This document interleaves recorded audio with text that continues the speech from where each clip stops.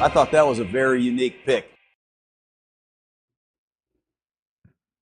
Woo! We back, baby. This is week 2. It's a Picks podcast. I'm Matt, and I'm gonna point to the right. Yes, I pointed the right way this time. That's Kyle on the right over there. Well, actually, well, he's on my left technically if you're watching this, but he's on my right if I point that way because everything's mirrored for me.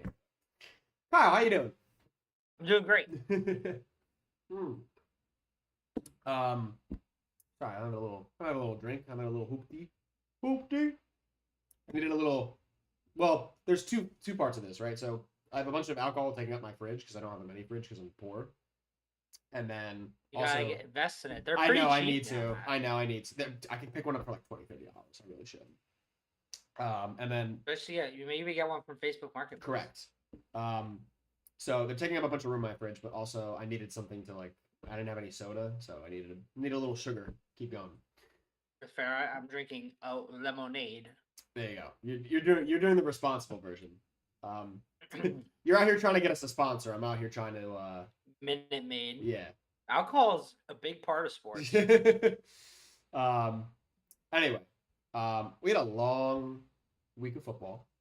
It was another great week of football, mind you, if I do say so myself. Games. So we're gonna kick things off. Now we've got a couple format changes for the podcast. So going forward, we were struggling to find a name for like our little opening segment situation. So we're gonna call it. Yeah, we can't keep stealing the Kelsey's name. We can't keep riding off the tailcoats of the Kelsey brothers. So we're calling it This Week in Football. Longtime viewers, if you follow the Instagram page, will remember this. I used to do this semi-regularly about 2 years ago. I do like trade rumors and trades and injuries and whatnot, and then just like general news. So it's gonna be This Week in Football. That's how we're gonna start off the show going forward.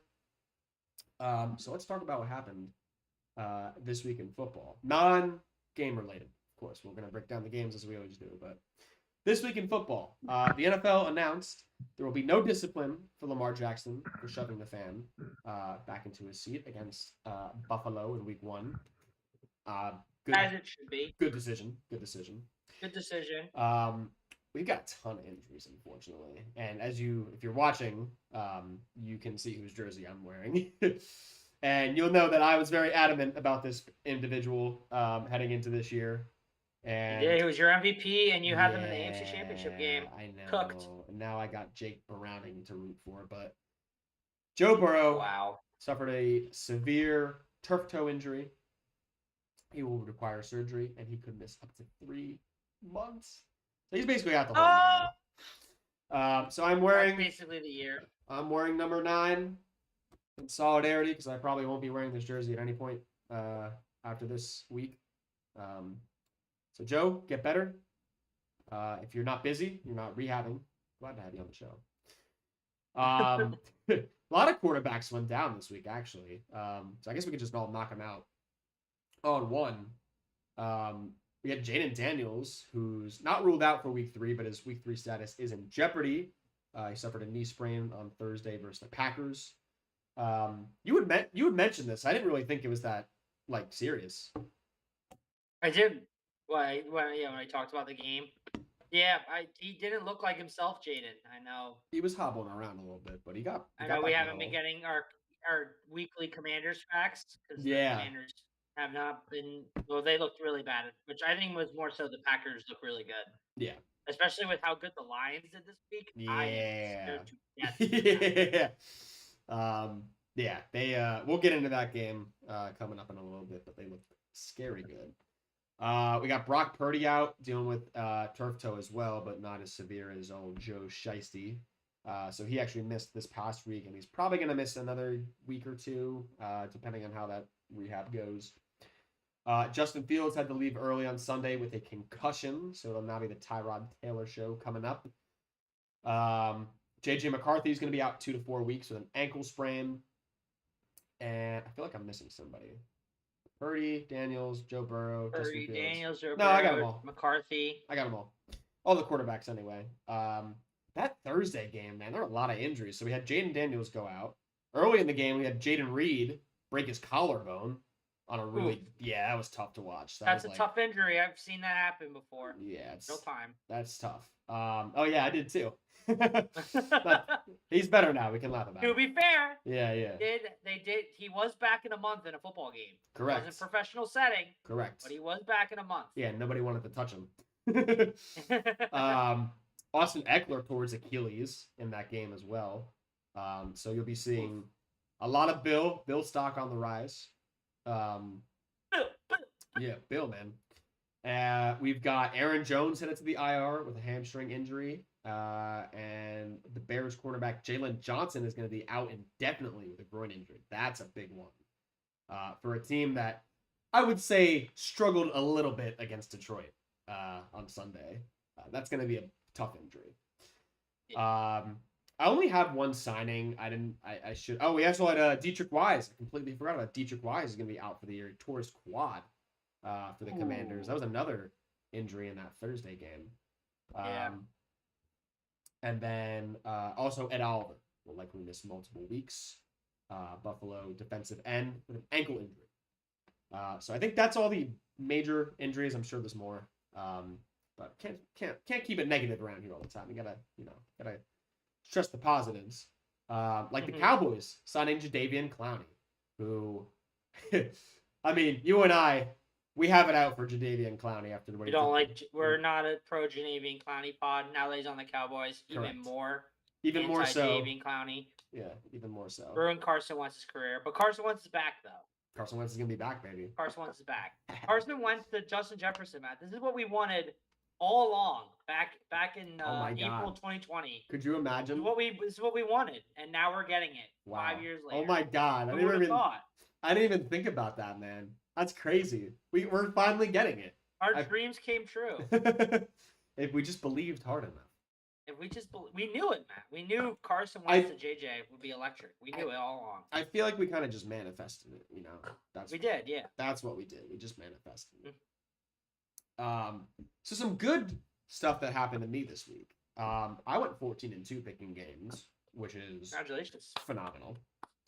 I went 9-7 against the spread again. I didn't say that last week, but 9-7 against the spread. There we go. KBT's 2-2. Well, disgusting. We'll get into that in a little bit. We got some. I hope you guys bet Bucks and Pats money line, but we'll get into that later. Well, I bet. I did say those were locks. You know what I bet? I did bet those. Those were like my only bets besides the tease this week. Very nice. I'm such an idiot. I threw Lad in there because I'm like, oh, that's gotta hit. So I took Lad 60 plus and Bucks money line. So I was like, oh my God, it's destined. We're gonna hit it. And then I went to bed. Lad didn't have the yards. I woke up, still didn't have the yards, and the game was over. So tough. I also went 3-0 in fantasy, which was great. I want to get back to the 14-2 part though, because I'm in a survivor pool and I picked the Steelers this week. And not only did I pick the Steelers this week, I picked them in my survivor pool this week. So yeah, tough. I got to bite the bullet on this one. I had won with any other game. I had literally almost any other game I could have won with, and I didn't. So is what it is. But hey, 14-2, man. 26-6 to start the year is pretty insane. Pretty solid. That's pretty insane. Hope you keep it up. Yeah. Hey, unless we just stop the count now, and I have an 87%. Yeah. Stop the count. Stop the count. It has to continue. KBT's got to bounce back. Yeah, we need it. All right, let's get into the games here. Start on Thursday, as we alluded to. Commanders taking on the Packers. Packers come out on top in convincing fashion once again, 27-18. Dude, not as close as that scoreboard indicates. No, not like Packers completely dominated this game. I did text Matt prior to the game that I had a gut feeling the Packers were going to dominate, and I was correct. Yeah, we should have hammered. I mean, I laid the points normally, and I think that was the only bet I won this week was Packers points. And I should have listened to you, right? Because it's like we were like, oh, why don't we just tease it to a touchdown? You put doubt in my brain. No, I didn't. Instead of betting an alternate spread, I just bet the spread. I got receipts. I told you if you feel that confident, tease it. Yeah, but you saying that sprinkled some doubt in my mind because I value your opinion. So then why didn't you take it? It was your opinion first. You know, but then you sprinkled doubt. So I just How was I sprinkling doubt? You didn't seem like you didn't believe in it. You didn't believe in it too. What did I say to you? I'll pull You it said up. something. I'll pull it up right now. Pull it up. Pull up the receipt. You're wrong about this. Because you sent me like an invisible message is what you did. Yeah, because I was being. All Like right. So Kyle at noon on Thursday said, "I think the Packers are going to win big with the eye emoji." And I said, "My guess is Packers by." I don't know. I said, "I don't know. My gut says Packers by 7-10. I think Washington puts a better fight than Detroit, which they kind of did." I said, if you think that though, I said, hold on. I said, if you think that though, take the spread. Green Bay -3.5. Could even tease it to 6.5 if you feel strongly about it. And then you didn't say that. Doesn't sound like confidence. I gave you my input, so I don't want to. Yeah, I don't want to hear it. I can't complain. I don't want to hear it. I want money, and I technically was right. Dude, we won money. That's all that matters. We're in the green. Well, in the green on Thursday. We did mention this before. Jaden Reed caught the touchdown, was negated by a hold, and broke his collarbone on the same play. Another Packers wide receiver. Dude, tough guy. Breaking your collarbone, getting up and walking out. That's crazy. Yeah, I know. That's tough. That's easy because he was in the locker. Like, he could not move. Like, he looked like he was anguishing. Yeah, Packers were just dominant in all facets. How about me starting Matthew Golden in fantasy because I thought he was faster than every single player in the Washington secondary, and I'm right. And Jordan Love misses him twice for 2 tutties. It's just a rookie. He's gonna bounce back. It's not his fault. It's Jordan Love's fault. He'll bounce back. He did what he needed to do. It's chemistry, man. He's a rookie. They gotta build some chemistry. It's not used to how fast he is. And he's gonna get more. He's gonna get more opportunities now that Jaden Reed's out. Yeah, you're right. Jaden Reed is done for the year. Or done for a while.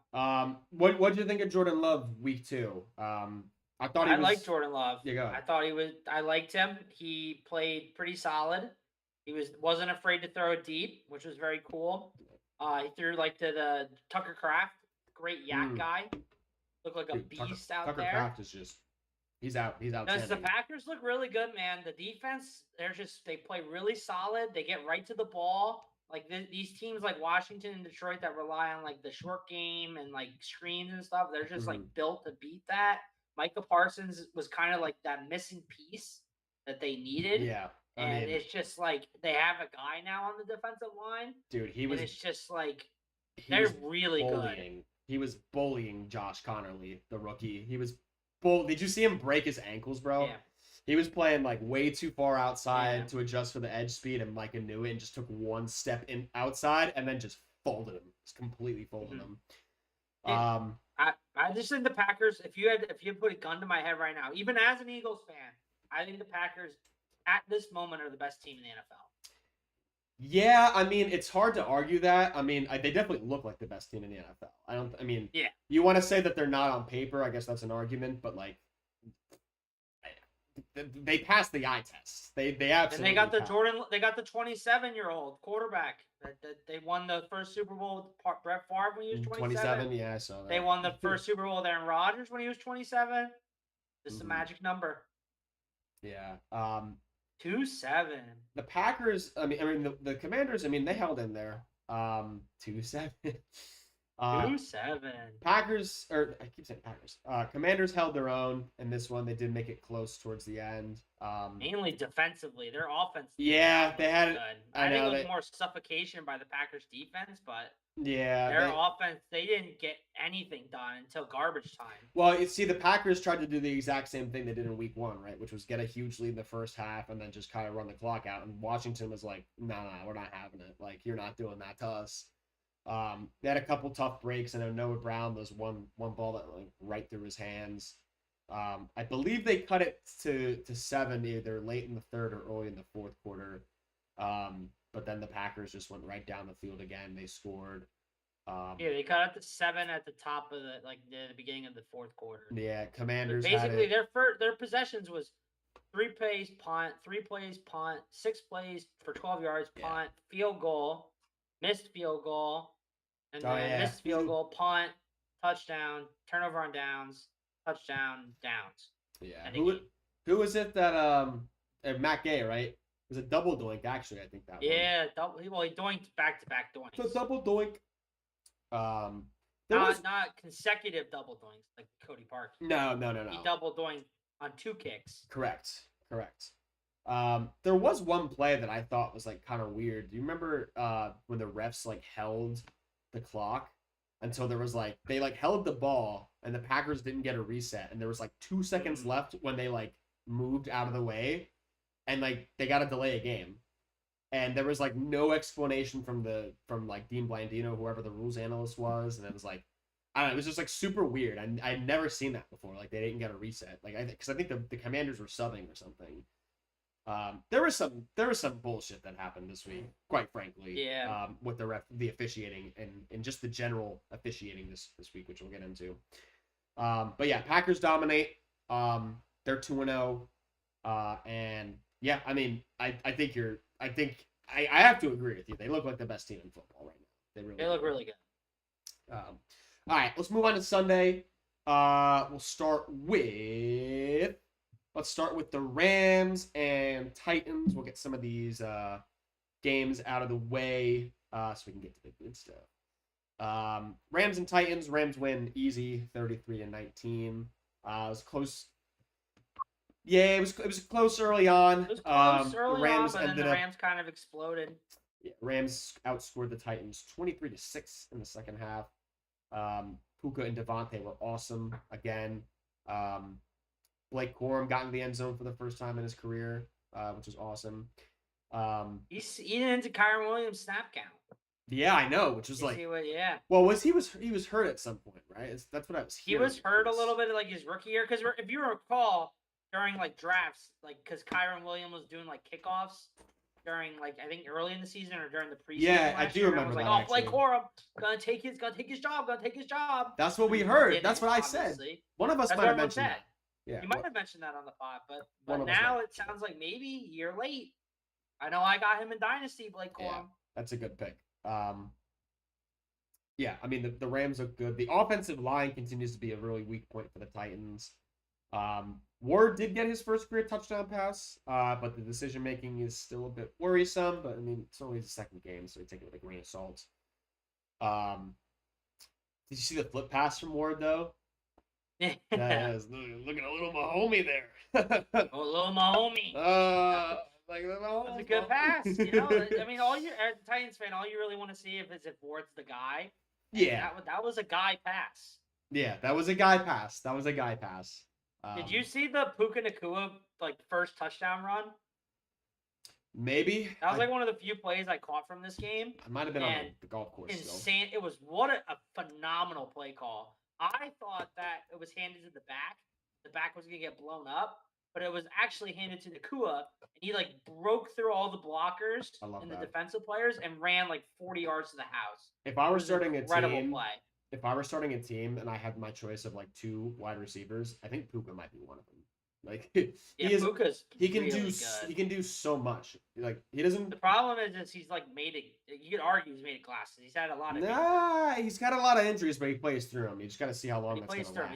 He's a tough guy. Yeah. Hey man, Rams Eagles next week. We'll get into that. But very excited for that. Let's move on here. Let's do. I guess we'll just go right in a row. How I got him. We gotta talk about it eventually. Seahawks and freaking Steelers, man. And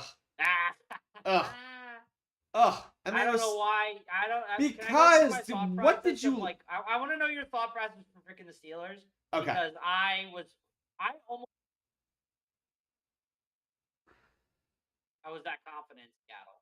I didn't bet him. What are you talking about? What are we talking about here? I mean, look, I'll give the Seahawks credit. They dominated in the second half. They showed a lot of resilience. But I don't know, man. I did not see anything I liked from Seattle's offense. They were inconsistent in week 1. Darnold looked lost. Yes, I know it was the caveated, right? It's a new offense, new system. We're still getting used to it. It's week 1. Don't put too much stock into week 1. But they had the same issues as they did last year. It was literally inconsistent running game. They couldn't keep the quarterback protected for the entirety of the game. And every time they did keep him protected, no one could get open. So I was like, I don't know. Like, yes, I know the Steelers defense. I mean, you're going to start having some questions about the Steelers defense now, right? Back-to-back games giving up 30-plus points. I mean, I guess it's really 24 if you discount the Caleb Johnson botch, kickoff. But I mean, the defense used to be their identity. Like, that was the bedrock of the Steelers, was their defense. And now it's like, you have questions about that. It feels like you're just questioning the integrity of the Steelers themselves. You know what I'm saying? Mm-hmm. So I was just confident. I was like, Steelers at home. Aaron Rodgers looked great. Seattle defense looked okay, but not, nothing that would be like, crazy. I don't know. I think Seattle's defense is a top tier defense for us this season. They looked good, man. They looked good. I mean, Rodgers. I mean, look, he was under a ton of pressure this game. He was running for his life. Yeah, no, Seattle's got a really solid defense. It's the only thing keeping him in the game against the Niners. Yeah, that kickoff was just. I was just like shaking my head. Oh, that's just a rookie mistake. Yeah, I know. So I'm happy I don't have any Caleb Johnsons. I do. On the bench after that. Yeah, he's right in the bench after that one for sure. Caleb Johnson, the rookie out of Iowa.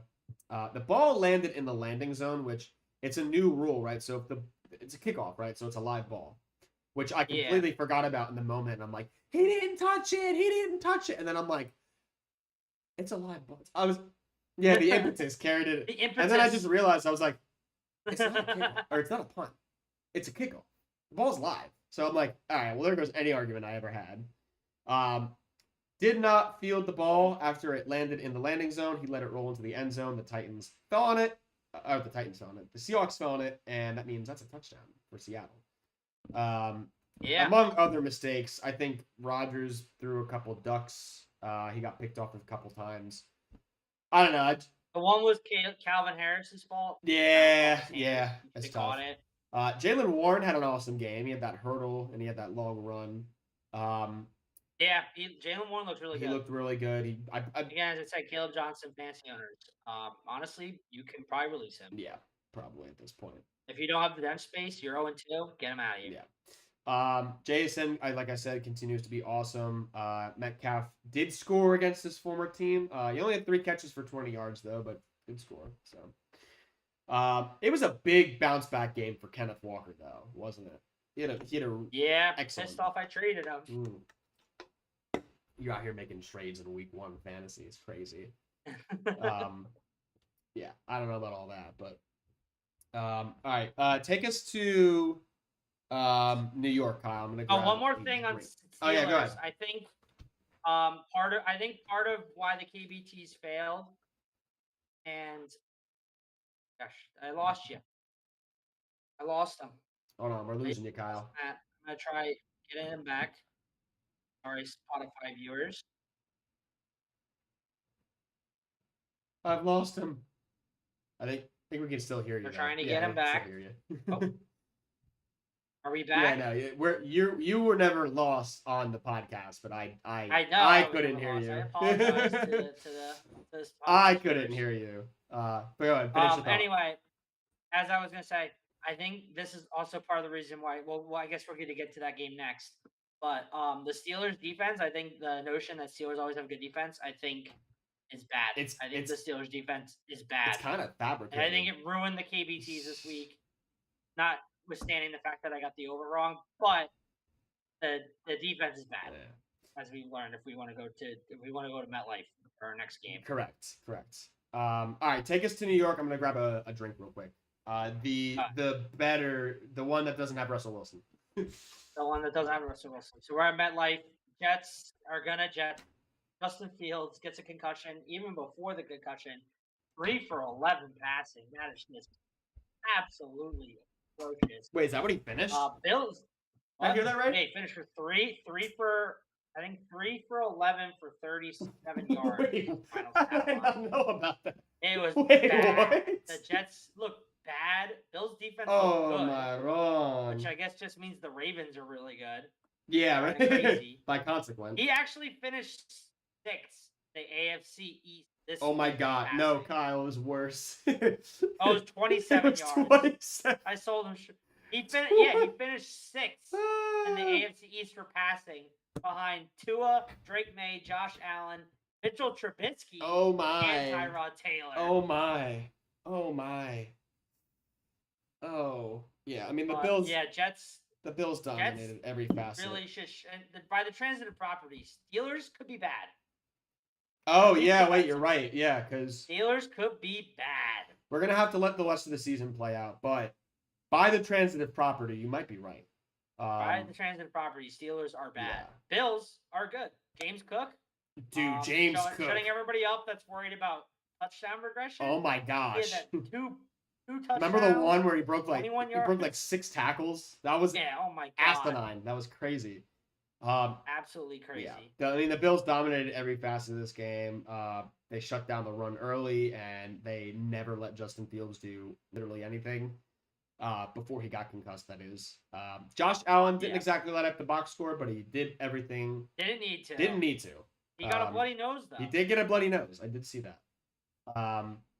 Let's talk about another team that got blown out. Speaking of, so we talked about Aaron Glenn and his struggles. Let's talk about the other former Lions coordinator who was actually in Detroit this week, getting his ass kicked by those same Lions, and that would be the Chicago Bears and Ben Johnson. What was a big number? 52-21. If anybody thought the Lions weren't still good, like me, kinda, and overreacted in week 1 when the Packers kicked the crap out of them, I pity those folks because they're back. I was a little nervous. I kind of had a bad read on this game. Which makes me even more concerned about the Packers. Yeah, right. Like, I kind of had a bad read on this game. I thought the under was going to hit. I thought it was going to be, like, I thought the Lions would win, and I thought they'd win convincingly, but I thought it would still be, like, kind of close for a little bit. Well, it kind of was for the first half. Kind of. I mean, it wasn't until, like, the end of the first half when Detroit... It was 20... Oh, it was 21-7. It looked, the first 2 drives looked, it was close. yeah. Until, the game got to the second quarter. Until the game got to the second quarter. And whatnot. Dude, this is an embarrassing start to Ben Johnson, to the Ben Johnson era in Chicago. I think Caleb was a little bit more accurate, and that's the good. The bad was everything else. Ben Johnson. Bad is the defense. I think. Yeah. Again, by transitive property. Once we talk about Sunday night in Minnesota, I think this proves by transitive property, Bears defense is bad. Yeah, like I don't get that though. Oh, I guess. Oh, because it was Minnesota, is what you're saying. Yeah, that's right. Yeah, because Minnesota's offense, right? JJ McCarthy is bad. Yeah, right. And they are able to come back against the Bears, which means Bears defense. Which means Bears, yeah, correct. By the transitive property, of course. By transitive property, big transitive property. Yeah. Gotta use the transitive property for week 2. I mean, if we were winning bets, maybe. I mean, we're going 14-2. We gotta win some bets though. We gotta get these good reads on the game. We're gonna get. Hey guys, be patient. Remember, 11 units last year. We don't hit that or surpass it. It's Kyle's fault. Anyway. Yeah, I mean, every concern you had about the Lions from week 1, the inconsistent run game, the struggle with the O-line, inability to get chunk plays, all answered in this game. Yeah, you said the defense was bad. The special teams was terrible too. You had Tory Taylor, the punter, struggling. Cairo Santos. Yeah, right, dude, crazy. They'd waste a premium pick like that on a punter, who's not even good. We're struggling early on. Cairo Santos, he kicked the opening kickoff out of bounds. I will say this about the Bears defense. Should have done that last week. Yeah, right. Oh my. Dude, that was crazy. You're just doing it to prove a point. Yeah, right. Like, see, prove that he could do I it. can see, do I it. could do it. I could do it. I could have done it if I wanted to, when I feel like it. To your point about the Bears defense, they are absolutely missing Jalen Johnson and TJ Edwards. They look like a completely different unit out there. That's not to excuse the fact they gave up 51 points, but they're 52 points. Yeah, so that's a tough start. The Ben Johnson era in Chicago, they gotta do something to turn around the ship soon. Here's a game. Now this next one, I don't think anybody thought this game was going to be great. And it was probably the best game of the week, and that's the Cowboys and Giants. Oh, what a game. Only the Giants would have 250 plus yards of offense in one half and still only be winning by 3 at the half and then eventually lose the game. It was quite the start. I don't think I've ever seen this before. 4 penalties on one drive. The replacement for Andrew Thomas. By the same player. Yeah, for one. Yeah, by the same player. James Hudson at left tackle. Started off by literally punching a dude, and then he had a false start. And then the next play, he thought it would be a good idea to body slam a player, so he picked up 2 personal fouls on a false start. And then 2 plays later, he had another false start. So that's 4 penalties, 1 drive. And despite that, the Giants still got into the Cowboys' red zone, and they came in with a field goal. So, ludicrous drive. Well, they got the ball. You got the ball to Wandale at the 1. Yeah, and then right. Because of the penalty, got pushed back, and then you're forced to kick a field goal. They can't So score. it really should have been a touchdown. Yeah, but they can't score in the red zone. They're not really, yeah, they can't score in the red zone, but this probably could have been a touchdown with the way the Dallas defense was playing. Correct. Trayvon Diggs was terrible in this game. I'll tell you, what was really terrible in this game was Kyrie Elam. Oh my God. Yeah. That might have been one of the worst games I've ever seen from an NFL safety in my entire life. If he's starting next week, I'd be shocked. You would color me shocked if he's on the field next week in any capacity. Mm-hmm. Malik Neighbors was eating this dude's lunch for the entire game. I mean, it was pretty run of the mill. Like, it was an exciting game. It was a lot of back and forth, but like that fourth quarter was just bonkers. Bonkers fourth quarter. Absolutely bonkers. There were 6. How many points were scored? So 41 points. 41 points in the fourth quarter. 6 lead changes, which perfectly surmises the Giant and Cowboys fans that were at that game. 2 terrible teams going nowhere, putting on a show for a bunch of folks who could care less about the outcome of the season. Perfectly surmises both. They delayed my watch of the Eagles game by a half a quarter. Yeah. Rats. Oh my God, I was like, I was watching because I was so enamored by the end of this game, and then I realized I was like, I was looking at the manager at the bar I was at, and I'm like, Nick, where's the game? He's like, what do I look like? Fox Network? Like, I can't do nothing about it.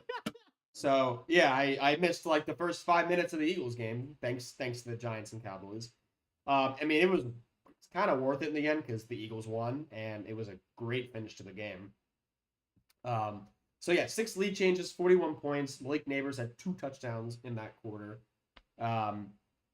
Yeah, it was just asinine, and then Brandon Aubrey. I mean, oh my God, is this guy the best kicker of all time? Brandon Aubrey, bro. I hate Brandon Aubrey. My God, I don't even hate him, bro. Oh well, you hate him. He cost me a chip the year I drafted last year when I took Saquon 101, and I called that he was gonna have the best season ever.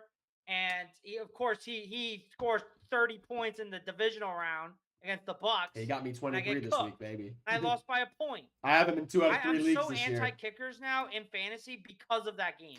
I used to not care. Kicker fun. I'm anti-kicker now. Look, I hate them. You know I bleed green until I die. I love Brandon Aubrey. I love him. I love the story. I hate him though for personal reasons. So Aubrey hit one from 54. Love his skill. Very impressed by him. Yeah. Hate him for personal reasons. Fair enough. That's fair. And he's on Dallas. What was it? Aubrey hit from 54 and 44 earlier in the game, and he hit a 60. Dude, this 64 yards as time expired to send the game to overtime. This kick, and it wasn't even like a doubt. Everybody was like, "Oh, he's gonna hit it." Well, look, we obviously knew that we were in Brandon Aubrey field goal range. It was just a matter of, but he's 89% from 50 plus in his career. 89%. Like, oh my God. That's insane. And I swear to God, dude, the kick was more than halfway up the upright. It was good from 80. It had to have, like, it could have been good from 80. I swear to God. Yeah. And then we get to overtime. Overtime was just such a shit show. Yeah, it was a shit show. I think the Cowboys... interception, field goal. Oh my God, yeah, it was. Yeah, there was an even with the new overtime rules, there was still 5 possessions, which is which is like I don't even know how that happened. It was punt, even with the overtime rule that both teams get a possession now. It's just oh my Lord. Punt, interception, field goal, right? That's what you said. Field goal. Yeah. Yep. Punt, interception. One of those punts by the Cowboys. The Cowboys were driving. There was a terrible offensive pass interference call against Pickens, which was just another almost game losing call by the officials this week. Despite all that offense, Russ finishing with 454 passing yards, the Giants were still only 1 for 5 in the red zone. There was laundry everywhere on the field. The Giants. You want to hear a crazy stat? I mean, Russell Wilson's just good for the moon ball. Dude, That's it. What about that? That was like all his big plays were just fucking bombs to Juan. The interception in overtime that he threw, like, what was that? What was that? An arm punt. That was a He was playing for the tie. I was rooting for a tie. I was too, yeah. As I said, first podcast, big tie guy. I was, dude. We're due for a tie this year. A 37-37 tie would have made my day. You have no idea. Despite that, all that offense, the Giants were only 1 for 5 in the red zone. And then, what was it? Oh, you want to hear a crazy stat? So there was laundry everywhere. The Giants had 14 penalties for 160 yards. The Cowboys had 12 penalties for 106 yards. That's 266 total yards worth of penalties, which was more total yards than 6 teams had in week 2. Jesus Bonkers. Christ. Bonkers. That could have been my one more thing, but I wanted to say it here. Crazy game. I highly recommend you go watch the entirety of the fourth quarter because it is just complete. It reminds me exactly of the Cowboys Cowboys Commanders games from last year. That just played out the same exact way. So if you kind of lame, and then it just explodes in the fourth quarter. And I can't even say it was lame before that though. It was actually an entertaining game prior to that. So if you like that game, I'd go watch. I'd go watch the whole game. But if you want to save time, Jackson Dart first appearance. Yeah, Jackson Dart got in there for one rush for -3 yards. Here he comes, Giants fans. Jackson Dart, the savior of New York. Spoiler alert, doesn't matter who you put back there. They have the same. How does it feel to have more career yards rushing than Jackson Dart? It feels good. It makes my, it's good for my stock, my player stock. I'm still undrafted, but I'm still not officially yet retired. So I'm entering my age 28 season. True. Same as well. And, I'm still keeping in shape. I'm going to the gym 3 times a week, which is pretty good. I'm drinking, I'm drinking an alcoholic beverage on a Tuesday. So I'm in the best shape of my life, to be completely honest. Reigning Turkey Bowl champ. Reigning Turkey Bowl champ. I drafted the team, so that's got to count for something. True. Anyway, all right, let's move on here. We'll touch on a couple of these games. We could probably just breeze through a couple of them. Ravens and Browns. This one was done pretty much from the get-go. 41-17. Ravens take this one. I swear to God, though, the Ravens they actively try to beat themselves every single week because they had 1st and goal at the 1-yard line, and they didn't score. They didn't score, but they threw it twice, and then they got a false start, and then they kicked the field goal. I was like, you have Derrick Henry in your arsenal, and you're not even you don't even give him the ball. All right, fine. You don't want to do a handoff. It's too predictable. Whatever. All right, you have Lamar Jackson, the most prolific running quarterback in the game today. Why don't we run an RPO or just better yet, QB power or something? No, let's line up in shotgun. No. Let's line Cleveland up in shotgun. could stop the run though. I mean, did you see Derrick Henry's stat line? Read it. You would think 41-17. What would you think it would be? What would you think? I mean, you'd probably be thinking about 100 yards and a touchdown, conservatively. Yeah, 11 carries, 23 yards, no touchdown. Did you see that? Before the game, one of the Browns defensive players was like, Derrick Henry's easy to cackle. Yeah, what was and then who was Derrick it? Henry was like, no, I'm not. And then he gets 11 carries for 23 yards. So Derrick Henry, easy to tackle, confirmed. I don't know. Browns defense 1, Derrick Henry 0. Yeah. I guess that's the takeaway here. Browns defense, I think low-key is kind of really good. I just think that once they lose some more games, they're going to get to the point where it's just business decisions. Well, I'll offer you this stat, right? So the Ravens had 41 points, but they only had 242 total yards of offense, which is, football's weird. Yeah, the Browns outgained them. Yeah, which is just crazy. Yes, they had a lot of short field. That implies they had a lot of short fields. Browns had some turnovers. I believe they had a defensive. The Ravens had a defensive touchdown at some point. I think they had a strip sack and a scoop and score. Scoop and score. Yeah. They did have a defensive touchdown. Roquan Smith. I think one of the takeaways for the Browns is that Quinyon Judkins got a ton of carries, and he's clearly going to be the number one. I've never seen an we touched on this last week. Quinyon Judkins, boo. We're pro women on this podcast. I've never seen we mentioned this last week. I've never seen an organization be a bigger magnet for just people that hate women. I know they're gonna sign Justin Tucker. They are? No, they're not. I'm just saying. No. Well, they might, dude. That guy stinks. Schmids or whatever his name is. Ravens low-key also hate women though. They drafted Mike Green. Yeah. And they didn't acknowledge it, and they knew about Justin Tucker, and they didn't acknowledge it. And the only reason, literally, my opinion is the only reason why Justin Tucker got cut is because he was bad last year, not because he was bad. Yeah, they were like, oh, it just kind of worked out that way. No, this was the hate women game. They knew we're very pro women. They didn't know what happened with the Tucker thing, but they knew of it, and they didn't act on it, which is like, I mean, essentially it's the same thing, right? That's saying you hate women. Yeah. Where I'm anti-Ravens. Correct. I like Lamar and Derrick Henry and Zay Flowers. That's about it. Yeah. All right, fair enough. All right, let's move on. Let's go to the Bayou. Let's go to New Orleans. 49ers, Saints. 49ers take this one, 26-21. Mac Jones kind of tore it up in place of Brock Purdy. 25 of 39, 279 passing yards, 3 touchdowns. He did lose a fumble, but no interceptions. He looked really good. You know where he looked really good was the 1 minute offense. They got the ball with 1 minute and 14 seconds left at the end of the first half. He went 7 of 8, 77 yards, and he had a touchdown before the half ended. Touchdown to Christian McCaffrey. And they got it done without Purdy, obviously. They got it done without Kittle, and they got it done without Ayuk. So, you know, I thought the 49ers did a lot of good in this game. I think you saw a lot from McCaffrey to kind of boost your spirits. I mean, you as a CMAC owner, how did you feel about his performance? I like McCaffrey. I think he's solid. I like CMAC, but I'm also 0-2 in both the leagues. I have CMAC, and he might be on the block. So what you're implying is that he's a cancer. I've been getting offers, but he's gonna be good. Are you fielding offers, or are you giving out offers? I've been fielding offers. I have not accepted offers. Gotcha. Spencer Rattler finally looked like an NFL quarterback. He was 25 of 34, 207 yards, 3 touchdowns. Here's the big one: 0 turnovers. Because you saw this guy a lot in the past, just throwing ducks. He loves ducks. I think he could be. He did have a fumble, but it was not lost. It was not lost. So 0 turnovers in the stat column for Spencer Rattler. That's got to be a big boost to the ego going forward. I didn't hear the game through the TV because I was watching them all. But I did see a lot of red in the stands. So Saints fans, I guess, were MIA for this one. They're not coming out this year.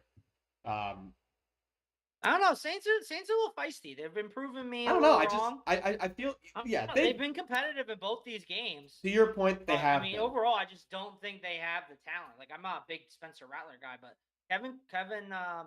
Kellen Moore. What the hell's it? Kellen Moore.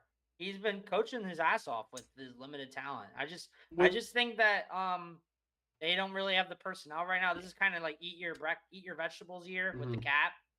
And I think I like how they've been playing so far. They've been playing tough. I think they're gonna be sneaky. I had them as the worst team in the NFL. I no longer think they are, and I think they are gonna pull some sneaky wins. I feel like this is one of those teams that like gonna be bad early, but like once they get like more gelled together by the coaching, I think they're gonna sneak some upsets later in the year. I could see it going one of two ways. It's either they're punching above their weight right now, they're playing above their weight right now, and then the talent will catch up to them later in the year, which is what I tend to think is happening. Like, I think you might see them pull off an upset maybe earlier in the year, and then the talent and the injuries as they do, catches up to you. But maybe you're right. To your point, I mean, I've seen a lot of good things from Kellen Moore. He's made a lot of good adjustments late in the game. I think the play calling's been pretty good, and I think he's putting Spencer Rattler in a pretty good position to succeed despite the talent around him. He still got Alvin Kamara, which is obviously a big boost. I think a lot of people forget that Alvin Kamara is still a really, really good and talented running back. Yeah.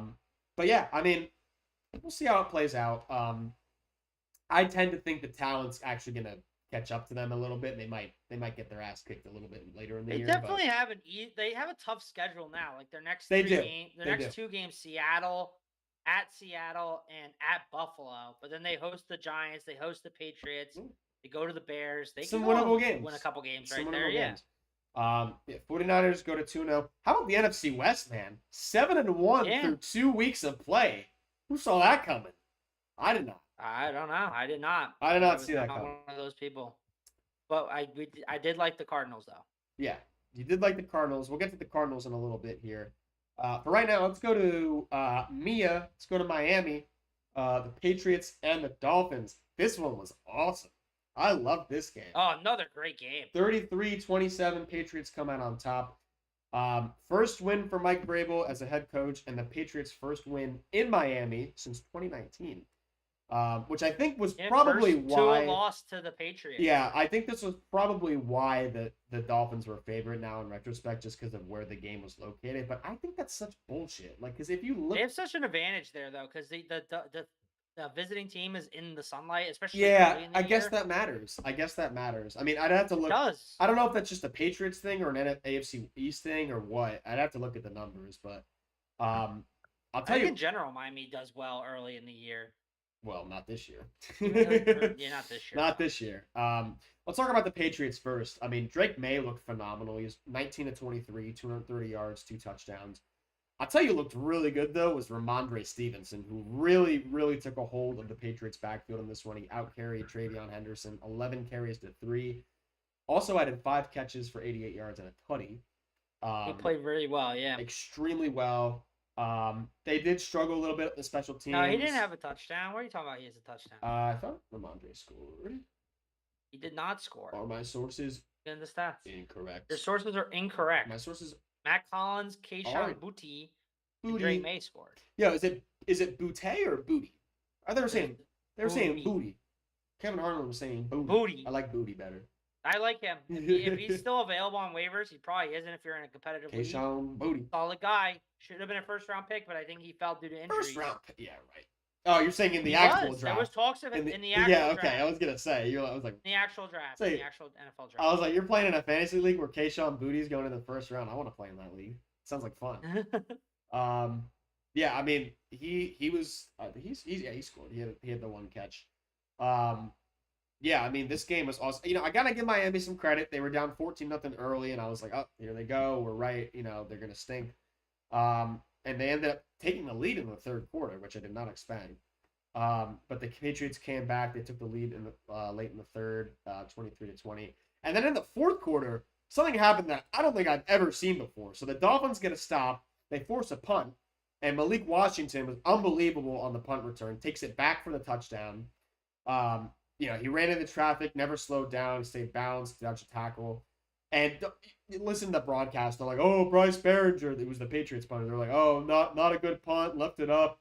You know, it was a directional left. And I think the Patriots just kind of overran it just because, you know, Malik Washington made a couple of moves. And they just kind of overran the coverage a little bit. Mm-hmm. But it was a great play. He took it back for the touchdown.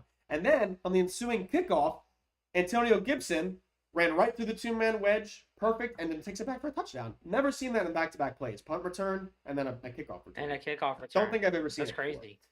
Yeah, I mean, I'll tell you what I liked about the Dolphins was when Tua got the ball out quick, I think the Dolphins actually looked like a competent offense. Like, they looked like the offense. You saw shades of it. I'm not going to say they were quite the team from 2 years ago when they were putting up 70 on the Broncos, but they did look like a competent offense for the first time, and you know, for obviously the first time this year, but first time in a while it really felt like, you know.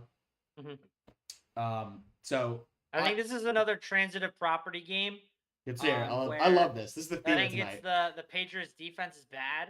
As if you saw Monday night, well, I mean, I don't think either of us watched it live, but I watched it a little bit this morning and when I got back from work.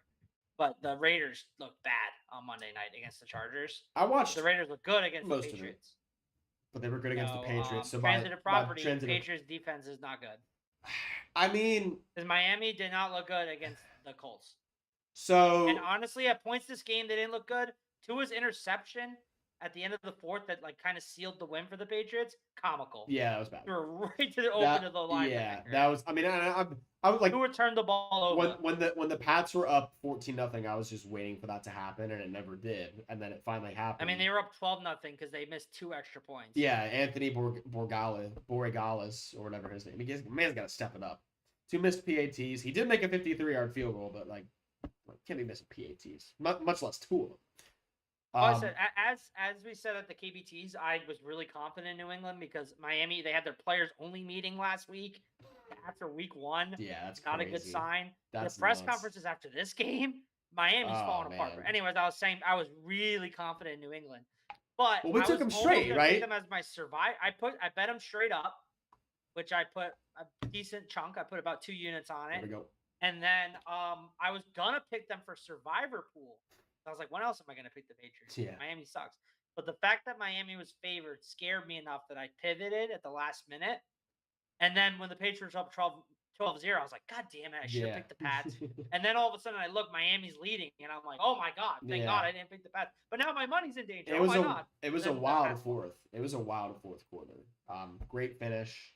The Patriots get on the board. They're 1-1 now, and Miami falls to 0-2. And to be honest, I don't know if it gets much better after this for the Dolphins. It's as I said during our season preview, I said Mike McDaniel's his first head coach fired. Yeah, I did say that on the record. The locker room, it just appears that they're starting to lose a bit of that magic that they had from a couple of years ago, and they might need a change here because, I mean, the whole Tyreek thing, I'm sure he's not happy.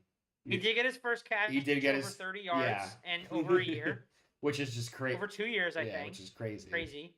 But yeah, I don't think it's gonna get much better for Miami coming up here in the next few weeks. They played at Bills. I think this is my opinion. If they lose to the Jets week 4, McDaniel's fired. I don't know quite this early. I mean, it depends, How long right? do you think? Well, it depends on how long does he last. I'll give you the Miami's next 6 games. Assuming he gets past. Assuming he get all right, do that. I'm gonna give you his next 6 games, and you tell me if he makes it past week 8. Okay. Here we go. So 0-2 now. At Bills Thursday night. 0-3. Jets at Dolphins. Where's the game? At Dolphins. We could give at him Miami. I mean, if Tyrod's playing, I mean, I love Tyrod though, so like it doesn't really matter who's. That's week 4 though. Justin Fields could be back from concussion. I'll be generous and I'll give Miami the win. All right, at Carolina. I don't know, man. Panthers kind of suck too. I'll give the win to the Panthers because I bet on them. All right. I bet the Chargers at Miami. Chargers, so 1-5. Dolphins at Browns. They could win that one. So I'll give them a win. Dolphins at Falcons. Loss. All right. So do you think if they get 2 wins, then yes, he will. You think he's gone? If I think he wins, you think he will make it? Yeah, I think it'll be a later year situation. So that's what I'm saying. I'm gonna say it at the line. I think he's fired before week 8. I think he makes after. I think he makes it. Yeah, I think he makes it. You think he makes it to week 9? I say he doesn't make it. I don't know. Like if he's getting fired this year, it'll probably be at the end of the year, at the end of the regular season. I don't know if it'll be mid-year. I don't think so. I think he'll be fired at the end of the year. That's what I think. Well, I think earlier. So do you think mid-season? I think before week 8 he's fired. That's crazy. All right, let's move on. Let's talk about. We gotta talk about the Jaguars and Bengals game, man. That was a nutty one. Oh wow! Another great game. I really thought the Jaguars were going to win this game. I really thought the Jags had this game. The Bengals end up winning by a score of 31-27. Dude, Joe Burrow. I was just like punching air when I saw the news. I was like. I glanced over at the TV and I'm like, why is Jake Brown again? I was like, why is Jake Brown again? And I go to fantasy. I'm like, he left with a toe injury. I'm like, what are we doing? So not only is it a toe injury, it's turf toe, and it's grade 3 turf toe, which if you don't know what that means. Turf toe is not a toe injury. Save it. Turf toe. Oh wait, you're not gonna say such a baby injury. Turf toe is like really bad. So basically, like if. Yeah, tell me what turf toe's about, because I don't know. The turf toe, it's like you think it's just like I thought this personally.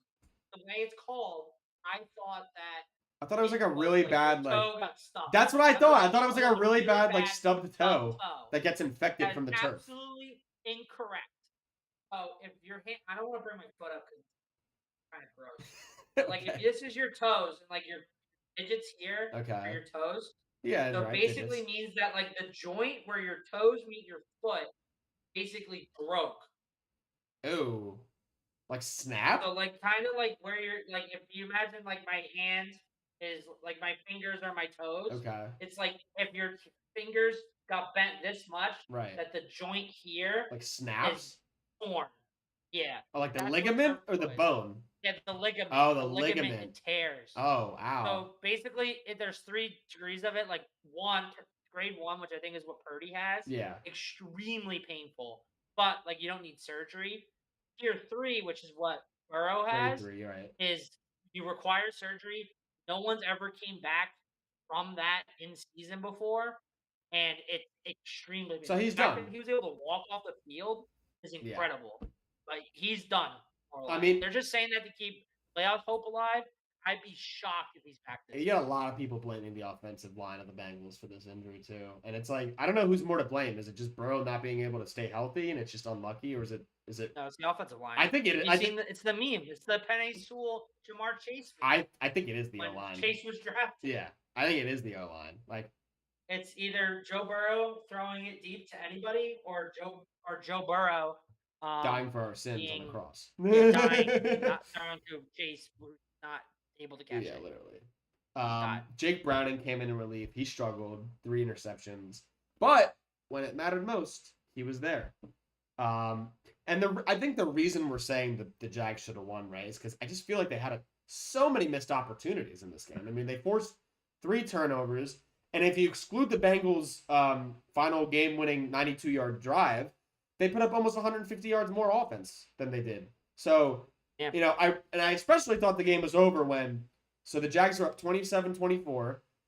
Devin Lloyd comes up with a huge interception to set the Jags up at the Cincinnati 12. And then the Jags go 4 and out. Like, there's a huge drop by Brian Thomas on 4th down, which was like, Yeah, Brian Thomas. I know I had him as offensive player of the year. not looking like it, He Kyle. was looking dicey. Looking right dicey to say. now. Got alligator arms, which led to a pick. He had dropped that 4th down that could have sealed the game. I don't know, man. I don't know what's going on with him. I don't know. I do like the decision. Now he's saying he has a wrist injury, which that's why he's scared to get hit. But I don't care. Dude. I don't know, Catch the man. I just football. hope I didn't jinx him. Yeah, I do like the decision by Liam Cohen to go for it in that situation, though. I think it makes total sense because a field goal goes nothing for you at that point. And at least in my opinion, it forces them to score, and I don't mind it. Yeah, and even the drive before that, right? They 1st and goal at the Cincinnati 7, and they ended up settling for a field goal. So it's like I feel like they had so many opportunities. You saw a lot of good by Shaw Tootin. Good performance in his explains why they traded away. in his expanded role. He had an awesome ankle breaker for his first career touchdown. Etienne's having a really good start to the year. Travis Etienne is. He's looking real good. Really, really good. And then Jamar Chase. I mean, let's talk about the Bengals here for a little bit too. Jamar Chase just had one of those games, man. 14 catches on 16 targets, 165 yards and a touchdown. Higgins also got in the end zone. And then how about that one-handed catch by what was his name? Mitchell Tinsley, was it? Yeah. That was a phenomenal catch. I do want to talk about one thing though, because I did mention this week I thought the officiating was extremely subpar, and I believe this is the first game where it directly impacted the outcome. Bengals final drive, 4th and 5. Jake Browning throws it up to Andre Yosibas, and Travis Hunter is called for a pass interference. I just don't think this was pass interference. I don't know if you know what play I'm referring to. Yeah, I know what player you're talking about. I personally, it was a weak call. I think Hunter was in a great position. His head wasn't turned, but he wasn't grabbing. He wasn't pulling on the arms of Yosibas. The Bengals should have lost. I'm sorry. The game should have been over right then and there. I don't think it was PI. So I don't know. I don't know what has to change. I know what I would do. You know that camera they have falling around everybody in the sky? Have an official watch that camera in live time. And then you can have somebody rewind it in the control room and look at different angles if needed. And just or do what the XFL did. Have a little drone flying around, man. That'd be so cool. You kidding me? That'd be awesome. The ref drone. Exactly. I think there's a million different ways you can do. No, in all seriousness, I think there's a million different ways you could fix it. But hey, you gotta feel good though. You're the Bengals 2-0, baby. Hey. No, you would feel terrible if the Bengals. You lost Joe Burrow. You're cursed. You're still 2-0. You wanted to be 2-0. It cost you Joe Burrow. They're not gonna make the playoffs. You don't know that. Not with that defense and offensive line. They're not making the playoffs. You're probably right. Feeling good. I felt great last year when the Saints were 2-0. Yeah, So, true. we'll see. All right, let's wrap up the oh wait, that was it. Was that the 1 o'clock hour? Yeah, that was the 1 o'clock. That was all 1 o'clock window. All right, so let's move on to 4 o'clock. My Panthers continue to get shit on. I say my Panthers because I was high on them this year. This was almost one of the worst choke jobs of all time. I'll preface it by saying the Cardinals have done 2 almost choke jobs. Well, the Which Cardinals is very concerning. Cardinals for my won Cardinals. 27-22. Yeah, my Panthers versus your Cardinals, exactly. Yeah. This was almost one of the worst choke jobs I think ever. The Cards had a 27-3 lead with 9 minutes left in the third quarter, and then they had a 27-9 lead with 11 minutes left in the fourth quarter with the ball at the Panthers' 12-yard line. So it's like, I don't know how they almost. All right, let's back up. Bryce Young is garbage, and I don't know why. I don't know what. No, he turned it up late at the end. Yeah, it took him 3 quarters, but bro. No, Bryce Young does his best when there's doubters. Now I'm pro Bryce Young. Is it because you are specifically doubting him? No, it's because I think that a lot of people doubt him, and then when I come in to support him, does good. But then when everybody jumps on the Bryce Young train, then he does bad, which happened at the end of last year, he fell apart because he can't handle the pressure of everybody loving him. But when the back is turned and there's doubt, he chews it up and spits it out. Okay, gotcha. Frank Sinatra, Bryce Young. And through it all, he's still a tier. He's still a really, really, really good quarterback. Yeah, he did it. He did it. He does it his way, Bryce Young. He did it his way. Gotcha. Did it his way. Okay. Yeah, Bryce Young was not very good in this game. He was sacked by Josh Sweat. Zayvon Collins picks it up for 6. And then the next possession hit a really bad interception. And then the next drive, they had to settle for 3. So immediately, it took really to the third quarter to get a touchdown on the board. And even then, it took them. Oh my god! It was like a 7.5 minute drive until then. I just had an epiphany. What's your epiphany? The reason why the Cardinals are choking in the second half of all these games, Jonathan Gannon, Super Bowl 57. He's doing it. He's just doing it as head coach now. But as a head coach and the regular. Luckily, he's kind of learned where he won't choke it away. I wish he had learned the skill of almost choking away, but not quite. Yeah, I don't know. I wish he did that in Super Bowl 57. The Cardinals' offense. I don't know. That's just a thought. Just a thought came in my head. Yeah, they were very efficient throughout the first 3 quarters, and then they just completely fell apart in the fourth. Dude, why are you not running the ball? Up 27 against the Panthers. Against the Panthers, right? Better this year, but still terrible. They're up 27-9. It's 3rd and 3 from the Carolina 12 in the fourth quarter, and you're throwing that was the interception. It's kind of atrocious that their leading rusher is 34 yards against the Panthers. That's just they just could not run the ball. Where was Trey Benson? How many carries did Benson get in this game? I know Connor only got 11. I know. They just didn't run the ball. It's crazy. You got 3 carries. Why are we giving Trey Benson the ball only 3 times? He was so good. Especially when you're leading 20-3 at halftime. Why are you running the rock? They only ran the ball 22 times. And they only ran the ball. Actually, no. You know what it is? They only ran the ball 14 times as running backs. What are we doing? That's insane. You can't be doing that when you have that big of a lead. Yeah. What did they do last week? Did they do the same thing? They did better last week. They did fine. Yeah, but they almost choked it again.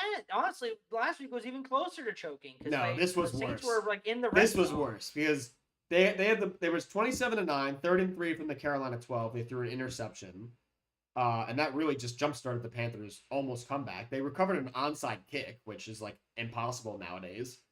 How about Ted McMillan now, dude? I'm right. Ted McMillan looks really good. I'm right. 100-yard game.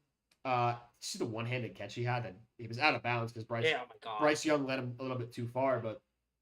And then shame on CBS for not even showing a replay. We couldn't even get a replay on that. Are you kidding me? That's crazy. Unbelievable catch. Look. Xavier Legette though, bad. Yeah, dude. He has the record for the least amount of yards on 8 targets with -2. That's crazy. Wait, what? He had 8 targets, 1 catch for -2 yards. Jesus. Oh my God. That's nuts. I was That's a targeted the stat ball line, by man. Bryce Young 0 times, and I have more yards than a guy who was That's targeted 8 times. That's a line, bro. I'll say one more thing about the Panthers. Bryce Young threw 55 times in this game, which is a career high. He had a career high in passing yards, completions, and obviously he had a career high in attempts. I mean, they were down, most of the second half, so it makes sense. Yeah, I don't know what the Panthers have to do. I mean, like they play well, and then they choose. It's like they choose not to sometimes. I don't know. It just seems like their offense and their defense just gets broke, and then all of a sudden they're like, oh wait, we can play football because we're down 20 now. Like, yeah, I don't get it, man. dude. I'm saying when everyone doubts him, they chew it up and spit it out. All right, I'm now back on the Bryce Young chain because everyone's hating him. So everybody now has to doubt subconsciously. They have to subconsciously doubt Bryce Young. Doubt Bryce Young, and then that's when he performs. That's how we fix the Panthers. Oh my God. That's how you fix the Panthers. We should go tell somebody. We just fixed the Panthers. Get Andy Dalton back in. French him. Yeah. And then boom, he'll be back. All right, let's go to the next. Oh, so Hunter Renfro's back. Dude, Hunter Renfro, man. Third and Renfro. My favorite play. Third and Renfro. Back at it again. Let's move on to the next 4:00 game. Broncos and Colts. The 2-0 Colts, because they won this game. 2-0 Colts. 29-28. They are 2-0 for the first time since 2009. This game was really a tale of two halves. I mean, the first half, the Broncos should have won this game. Oh my God, yeah. So I guess we'll just get it out of the way. What did you think of the leverage call that was called against the Broncos that inevitably allowed? It was leverage. Yeah, okay. But that's a well, so there's what a horrible way to lose the game. Oh my God. So the way this game ended was the Broncos were winning 28-26, for those of you who didn't watch. The Colts had the luxury, I don't know, they got to within 60 yards. Got the ball back after a bad pick from Bo Nix. Did they not just seem... No, it was the doink, bro. It was Will Lutz missing the field goal. Oh, you correct. Yeah. I know Bo Nix had a horrible... Yeah, there was a bad call. They were kind of, they were kind of like in, what's it called? They were like not in sync. Oh, they had the interception. Yeah, they were out of sync. They got a field goal. Then they missed the field goal, and then they got another. They got the game winner. The Colts had, like, it felt like they had more time to get into, better field goal range, but they ended up settling for, inevitably a 60-yard attempt, and Spencer Schrader was wide right, and it was short, but there was a flag thrown because, I forget the guy's name, but there was leverage called on the kick block attempt, and so that made it an untimed down, 45-yard attempt for Spencer Schrader, and he made it. He nailed it. Yeah. So leverage, if you don't know, because it's a weird call. You don't hear that every day. Basically, the long snapper is considered a defenseless player. So when you're trying to block the field goal, if you push down on the long snapper to get leverage to block, that's not allowed. Because intrinsically, right, your hands are down, you're the center. That's probably either side of the long snapper is the easiest gap to hit. Yeah, exactly. But you're not allowed to do that because he could get hurt. No. And that's exactly what happened. Injuries. Well, no injuries happened. Exactly, yeah. No injury happened, but basically the defender pushed down on his back to try to jump up, gaining leverage, hence the name of the penalty. Well, the reason I asked is because there's a guy I watch on YouTube who's very special teams oriented, and he said it was a bad call. So I was interested to get your opinion on it. I thought, I thought it was a call. I thought it was a call. Yeah, you can't do that. Can't do that. It was a call, yeah. It was a call. So it was a tell. I did like Blue, the mascot. Oh my God, bro, the interception. Like he was gonna die. No, that the celebration bro. Too. I'm giving shout out. I was gonna do the shout out on the kick. Oh yeah, for the celebration, yeah, dude. Literally, he was but like. I'm saying the kick, he like dies. He's like, oh, we lost. Then they win and he does his little humpy hump. Yeah, the little freaking. Which he did in that celebration of the touchdown. If you want to get into that. Yeah, no, it was. All the players when they put the football in the belly and they all did. Yeah, bro. No, it was that, hysterical. and then the intercept when they picked off Bo Nix, he was out there celebrating in the end zone with them. He was just like, yeah. I'm like, yeah, bro. So tell me, right? You can't stare somebody down in the NFL. That's an unsportsmanlike penalty.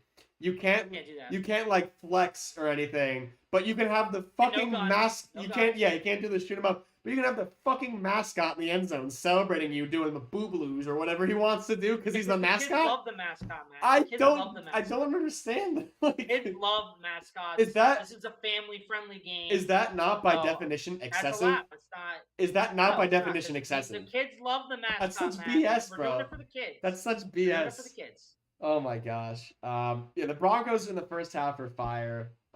They scored touchdowns on 3 out of their 5 drives. They opened up the third quarter with another touchdown drive. I'll tell you what, Bo Nix looked so much better in this game. He had way more time to throw. I think Sean Payton was really trying to emphasize more play action in this game, which was, I mean, they looked great. But all that said, I mean, dare I say the Colts offense is lit, dude. It's fire. It's amazing. Yeah. It's fun to watch. Tyler Warren, 2 thumbs up again. Had another big game. Daniel Warren, Jones, excellent player. Daniel Jones, Daniel Jones. low key, Look really real good. Yeah, this one was back and forth for most of the game. It felt like the Broncos were kind of in control, which is why we were kind of, I mean, not just the leverage call, but we were kind of surprised that they lost this game. The Broncos had 2 stops of the Colts on 4th down. There were 19 penalties in this game, and one of them was another really, really bad call. There was a roughing the passer against Bo Nix, which was just it was one of those BS where you follow through and you like literally touch the guy in the helmet, which we'll talk about this when we get to the Raiders game later, but it's not always called. Kind of, I guess it depends who the ref is and who the quarterback is, but it was an egregious call. I thought it was BS. But yeah, I mean, so you had, the Colts get a field goal out of the interception. They cut it to a 2-point game. And then the Broncos had a drive. I mean, the Colts were going to get the ball back either way, so they would have had to score a touchdown. But Will Lutz missed a 42-yard field goal that would have put him up 5. And the Colts capitalized. They still haven't punted, Kyle. They still haven't punted. I know, it's crazy. Absolutely crazy. It's like the Commanders last year. Like, they just... Dude, honestly, I think the Colts, they've been nice. But I potentially am feeling 2024 state vibes. Yeah, probably a little bit. Probably. I could see it because nobody expected this. To less of an extent, though. Who knows? I think it's to a less of an extent because I do think there are some talented... Yeah, I'm more confident in the Colts to they're not going to finish last in that division. No, they won't. They won't. Like I did think for the Saints. I don't know why. I had some premonition that the Saints were going to be bad. I'm still pretty confident. It's still one of my most impressive takes. Finish last, but yeah, I think you got lightning in a bottle. Ride it, man. Colts fans, have fun. Keep it going. Have fun. Dude, shout out to Charlie Ursay because she's doing like what I would do if I was an NFL owner. Like she's on the sidelines with the headset. Yeah, I saw that. That is so cool. I completely forgot. Why don't more NFL owners do this? I would do this if I was an NFL owner. Oh yeah. I would want to be on the sidelines. I want to be in the owner's box every game. Are you kidding me? Why would I want to be in the owner's box? I would love to be on the sideline. I want to know what's going on with my team. Yeah. Mad respect. Well, recipe streamers. Yeah. They keep the door open, the window. They can see. Correct. That's why they're doing so. Correct. They're on their recipe streamers. Let's move on to. Oh God, we didn't even talk about our birds yet. The Super Bowl rematch. Oh God, yes, Super Bowl rematch. Fly, Eagles, fly. 20-17. Fly. Super Bowl 59. Travis Kelce. Champions. Nice hands. Thank you, Travis Kelce, for the late engagement gift. As we all know, I was engaged recently. It's because he stole your thunder. Tried to spill in the spotlight, announcing it a few days before I was going to propose. But he knew about it. He felt really bad. So I talked to him after I drafted him in fantasy. And after agreeing that we were going to go our separate ways in fantasy, I did trade him away. But he returned the favor to me by gifting the Eagles the win, but with a little bobble right to the rookie Makumba. So I appreciate it, Travis. I know you tried stealing his spotlight, but I forgive you, Travis.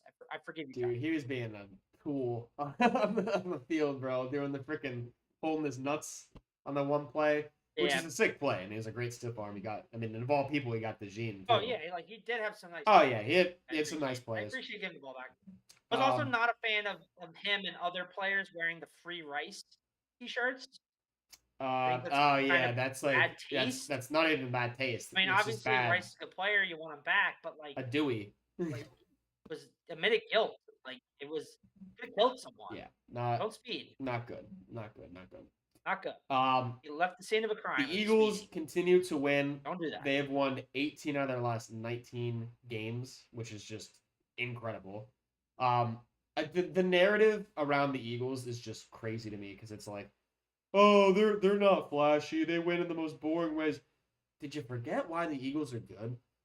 Like, did we all Do just? people not remember the Chiefs last year winning all these close games? What do you mean the and Chiefs just lost? winning? The Chiefs They lost weren't playing flash. the last 2 years. No, I'm saying last year that happened with the Chiefs. Everyone's like, "Oh, the Chiefs are just so good," but and like you can't stop them. But they were winning the same way. It's like, bro, it's like just crazy. what? Like, they don't care about The stats narrative hate. We're the villains. or looking Matt. flash. We're the Oh villains yeah, of no. the NFL. The Eagles are totally the villains of the NFL. Let's But push gone next year. It's gone. It's dude, absolutely gone. I want to Narrative, punch. I want to punch Dean Blandine on the back of the head because you hear him on the Head. you heard him on the broadcast, right? Where he's Yeah, like, because he said it's hard to officiate. dude, shut the hell. First of all, Sucks to suck. first of all, no, it's not. It's actually very simple play to officiate, Dean. It's not at all tough. And just because they obviously were offsides on like one play out of how many times they freaking run this play, now it's the worst play ever. It's because we're good at it, Kyle, and they don't want anybody else to be good at it. Like, or they hate us because they hate can't us. do it. They just it's just so crazy to me that now they have even the officials are bitching about it. It's just crazy to me. The tush push is cooked. It's definitely cooked. It's just so. Because I do agree they were offsides. Yes, but it's they one definitely time should and let like them out in. of like a million And they did times. start early, but like starting out early, like you can't tell. Like it's fraction. You can't. I don't like when they judge shit on the slow mo for false starts. That's like a Because quarter of a nobody's second. gonna pick that up It's like in a quarter of live a second. time. Yeah, you And might. anybody who complains You might, but about you might, but I think 9 times out of 10 you won't. yeah, you probably won't. Yeah.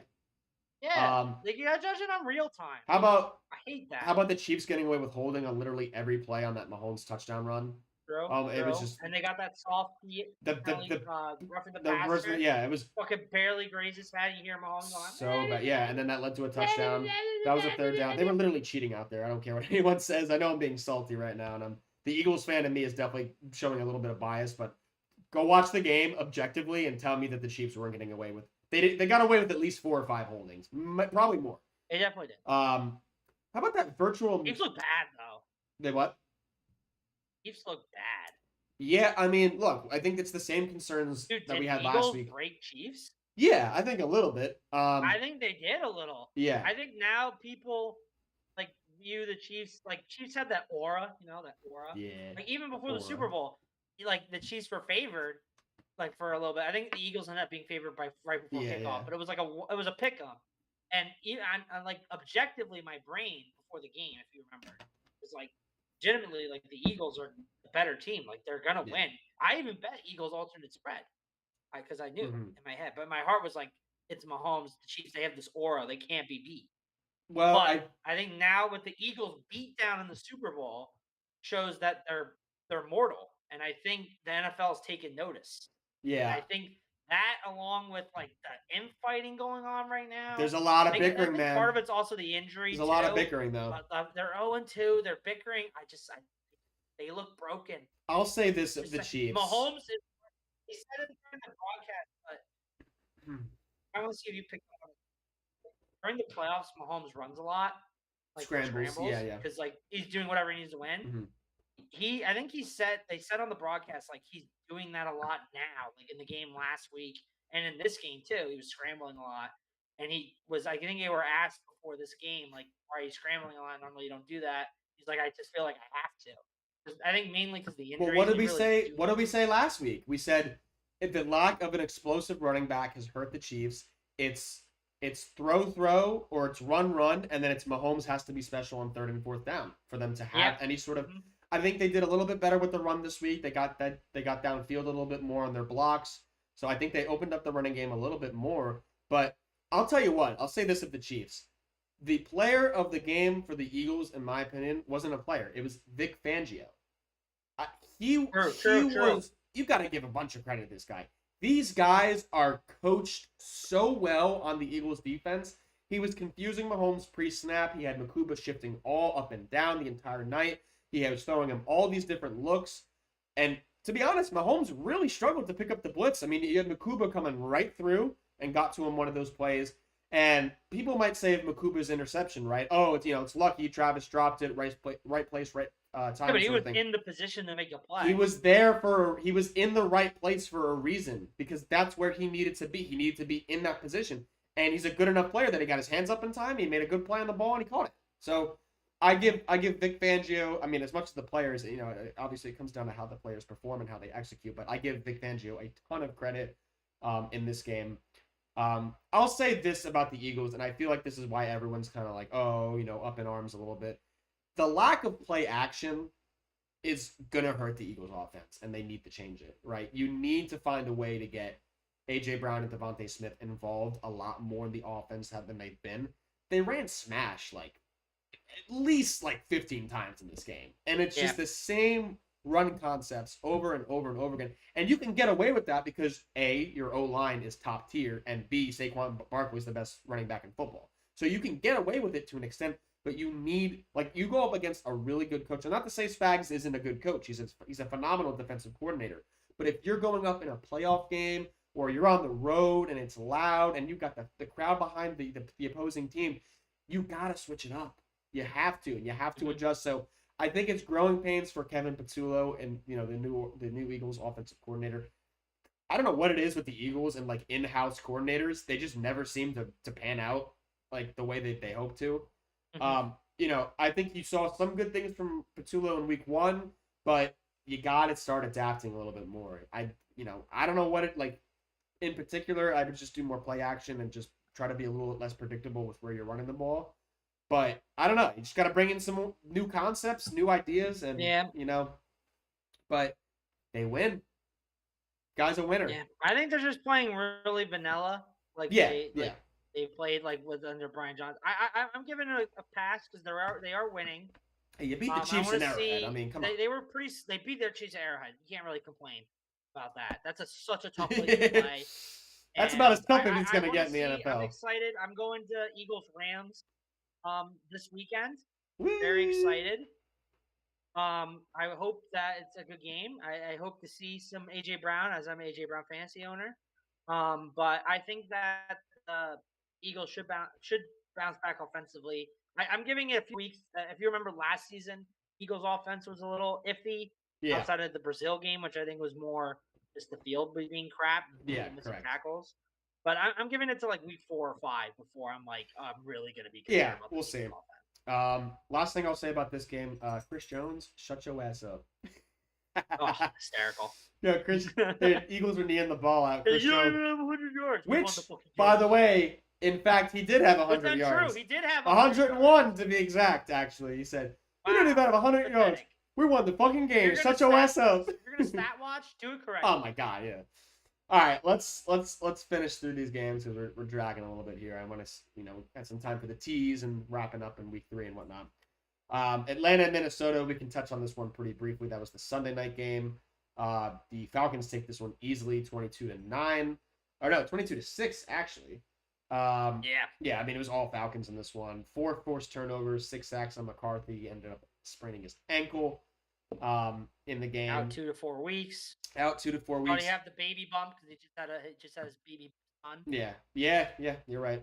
Premarital sex though, because he's not married. Not a fan of that. You know who we're not going to be seeing anymore on Sundays, Kyle? Young Ho Koo.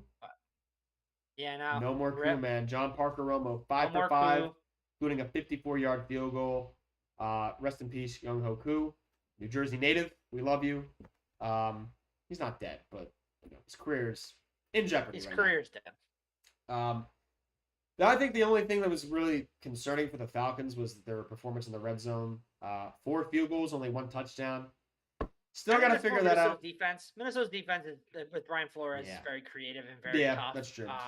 I think it's Minnesota's defense that's kind of keeping them in these games. I think it kept them in the Bears game for 3 quarters. Mm-hmm. JJ McCarthy got to be a little concerned about. Yeah, man. Like 8 quarters. He looked bad. And he's only been good in 1 of them. He looked bad. He looked really bad. To your point about the Vikings defense, they were definitely missing Blake Cashman and Andrew Van Ginkel. I think that clearly showed a little bit, especially definitely towards helped the with end. the run for the run defense too. Yeah. Ran all over these guys. Yeah. Falcons ran 12 personnel 87% of the time, so they were just mean, they committed to the run and it worked. Just running. They just So ran the ball. They said after Raheem Morris, I think, said after the game against the Bucks, because Bijan played really well, but they just did not give him the ball. They were like, we will not be making that same mistake. Well, and they said the whole clearly thing. they learned That was their the whole thing last year with the Raheem Morris, was that they didn't run the ball enough. And it's like the Falcons fans are like, hey, finally! Like, like come on, man. Yeah. Like, that's what we were waiting for. Like, so good win for the Falcons. Look good. Yeah, they look good. Vikings, still some question marks. All right, Falcons watch. Monday night, we had one really good game and one not so good game. So let's go with the good game first. I think the late game where we were gonna sleep because fuck the East Coast. Oh my God, yeah. Sad. But Was the 7 bad game because that Bucks Texans game. Yeah, that incredible was. Game. The Buccaneers end up taking this one by a score of 20-19. Yeah, I mean, look, I thought this was going to be because a shootout. That's what it seemed like at first. We were very high on the under. We were both very which high we did bet. Very high on the Bucks. Yeah, we were high on the Bucks too. The Texans went right down the field and scored. Nico Collins with a long touchdown. The Texans had 0 plays of 25+ yards in week 1, and they had 2 on the opening drive. So you were like, yikes. Bucks come right back and score. Texans get a field goal, and then the defenses really just started to settle in after that. As we thought. How about that Bucks drive, right? That 9-minute drive. They had the banged up O-line. Abuka ended up getting in the end zone. Missed tripping call, maybe. I don't really. Yeah. I don't feel strongly. It's dicey. I don't feel strong. I think it's fine. I think if they called it, showed the replay. I was like, you could have called it. Yeah, and I think if they called it, I wouldn't have been upset. Correct. But the fact that it was also I did have stake in the game, but I'm not a Bucks fan. But I'm fine with the no call. Yeah, I don't think it's I'm fine with that too. It's not like the Saints Rams NFC Championship. Yeah. No. It was a fine no call. I do want to touch on this narrative of like Baker Mayfield being a comeback story. It's just insane to me. I was talking about this in a couple group chats last night because Joe Buck had mentioned on the broadcast. He was like, the Baker Mayfield comeback story. It's just one for the ages. It keeps getting better. And I'm like, did everybody forget? Like, this guy brought the Cleveland Browns out of literal dog shit misery. They were in this funk of no quarterbacks for 20 years. Brings them to the playoffs, wins a playoff game, and then they decided, we need to move on from this guy. And then he just kind of floated around. Had the stint with Carolina, had the stint with the Rams where he went on that game-winning drive, and then got a prove-it deal with the Buccaneers. And I was like, how the hell is the league just like blacklisting this guy? He's got it, dude. He's so awesome. Like I would love. I think. Go ahead. Yeah, I think it was like the I agree with you though, because like I was like he was good with Cleveland. He's like, got the dog, man. Was like I'll come back. He was. I think it was the fact that like with Cleveland how it ended. I think it was a little bit of his attitude. Like I think he needed to get humbled a little bit. I think because he had off-the-field issues in college. He's a little bit of a cocky guy. He's cocky, I mean, I love that though. Yeah. But I'm saying that I think he needed to get humbled. He had the progressive commercials, and I think when he did because like he put his body on the line with that shoulder, which kind of ended his career with the Browns. Yeah. But I think he needed to get. I think he thought he was all that when kind of he was, but he wasn't at the same time.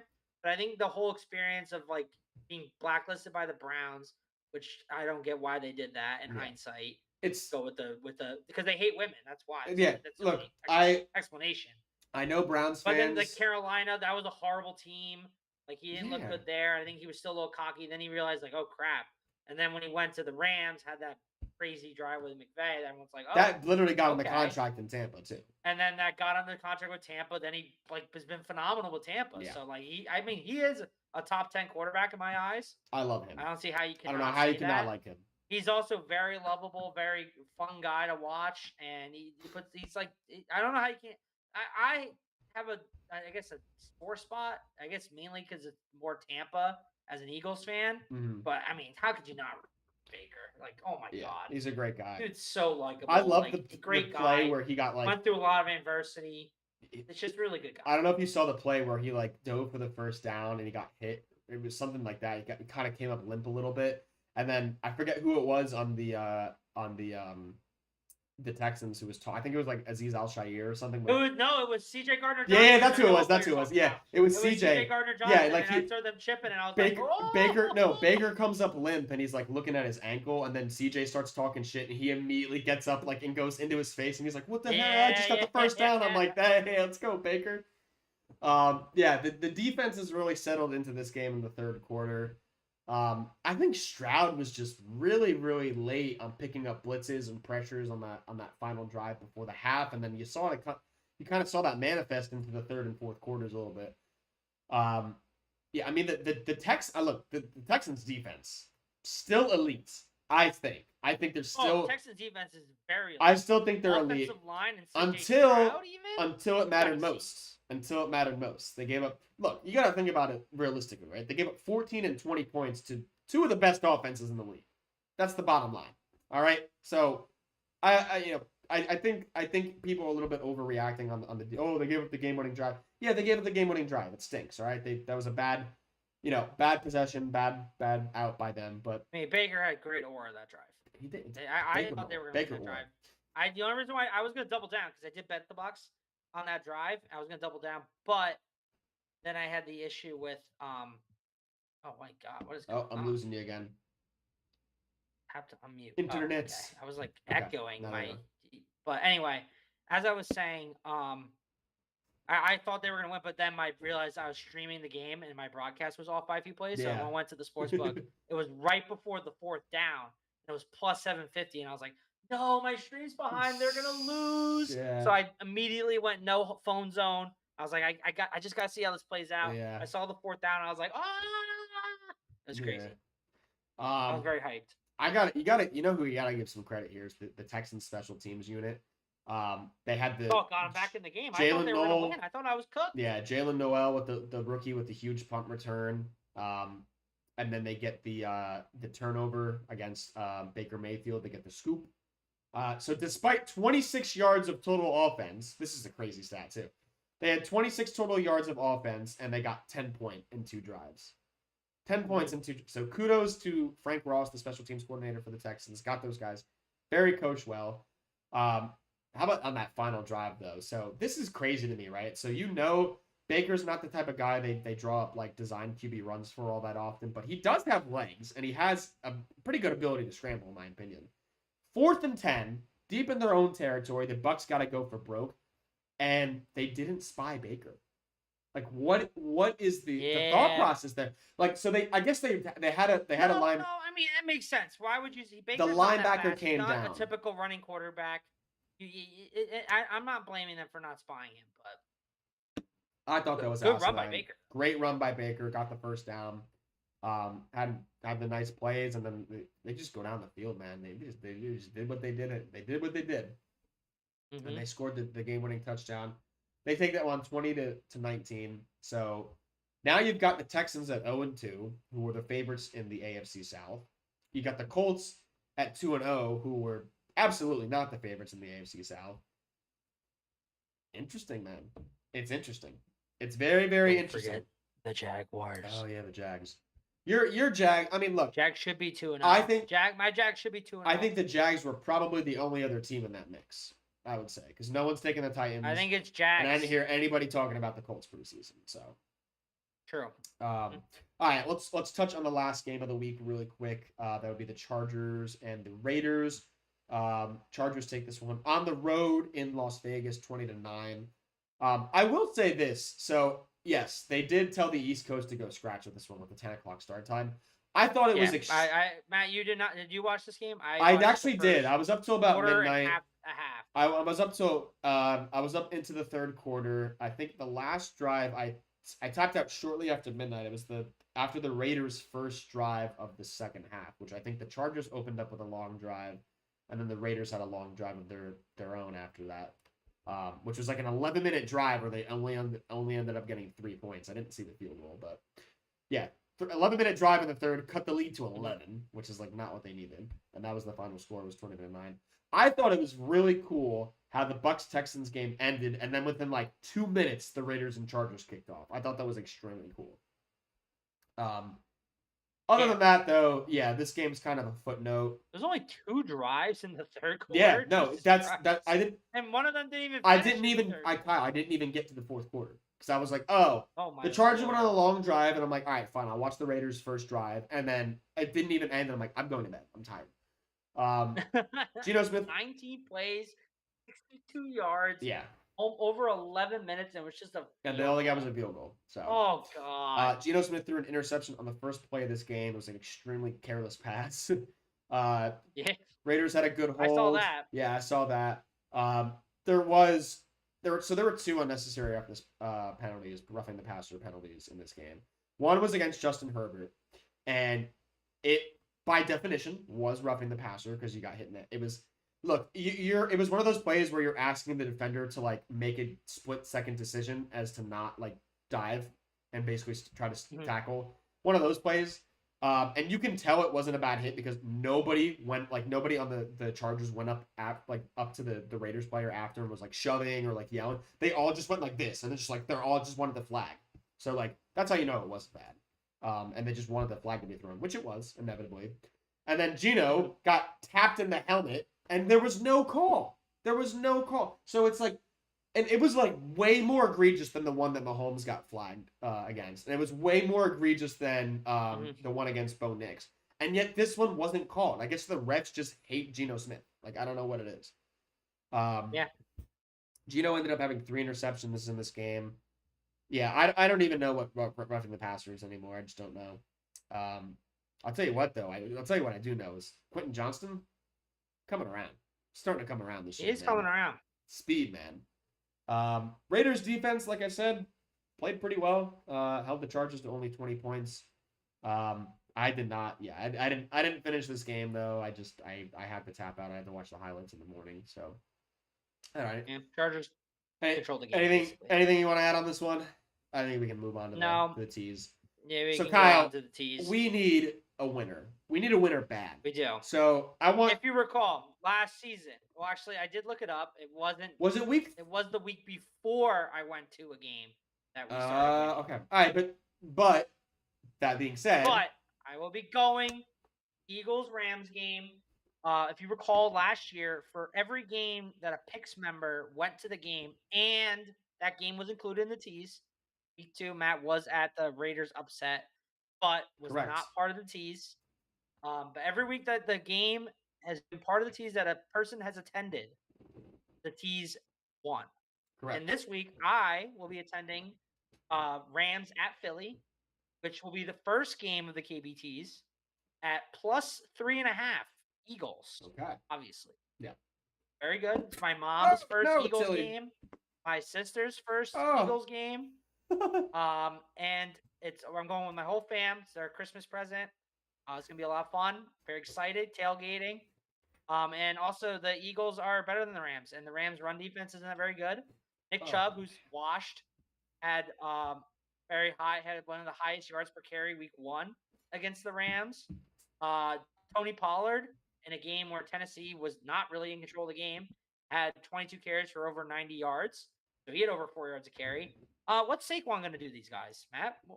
Run. What has Saquon done to these guys? Run. So I'm expecting Saquon to run, and I think that Stafford's going to have a little bit of trouble facing a strong defensive line. He did not do well against the Texans defense. He's not. Who arguably, you could argue is better than the Eagles, but the Eagles are strong defense versus compared to like Tennessee, who also held Rams to a few amount of points in the first half of this game. So I think the Eagles, I'm very confident. Plus, I think the little 3.5 cover just in case emergency, I think it's fine. I think if Rams do win, it will be close. And I think the little safety 3.5 is very solid. During your entire speech, my cat decided to jump up on my lap and knocked over my drink, and that's what I was doing, was cleaning up my drink for the entirety of your speech. Do you agree, Matt? I was listening to you. 3.5. No, I was listening to you. I do think the Eagles win this game, and so I like the bet. Simple as that. I'm not going to oversimplify things, but I do like your justification for why, because I think Saquon has had 2 big games. He had 300 total yards the one time, and then obviously we know what he did in the snow in the playoffs back in January. So I mean, in the snow game, honestly, the snow, everyone's complaining like the snow hurt helped the Rams. Those people are stupid. It hurt. No, it didn't hurt the Rams. It helped the Rams. Because the Eagles' pass rushers couldn't get any move. Those people are and stupid. it's just like if Jalen Hurts was getting sacked, like the offensive lineman couldn't set. If anything, the snow was the great equalizer. Correct. Not a benefactor for the Eagles. Mm-hmm. Snow is not why the Eagles almost lost. It was because of the snow. The snow was the reason why it was close. Yes. Not the other way around. Correct. All right, so Eagles plus 3.5. Like it. What do we got next? All right. So then the rest of my logic, I kind of went with the logic of if I'm picking survivor pools, these are the 3 games that I will pick. Because typically, I think I'm trying to remember where I heard this stat.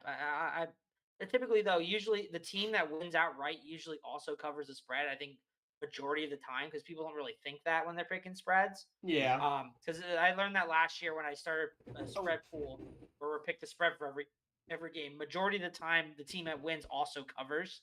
It's very rare that the underdog does. So I kind of went with that. I kind of went with 3 teams that I think are going to win. I think arguably they're all going to win big, except for maybe one of them, which this is why we tease, just to keep us safe. Correct. But here we go. First, we're going to Thursday night football. Give me the Bills minus 5.5. As I said, Dolphins are collapsing.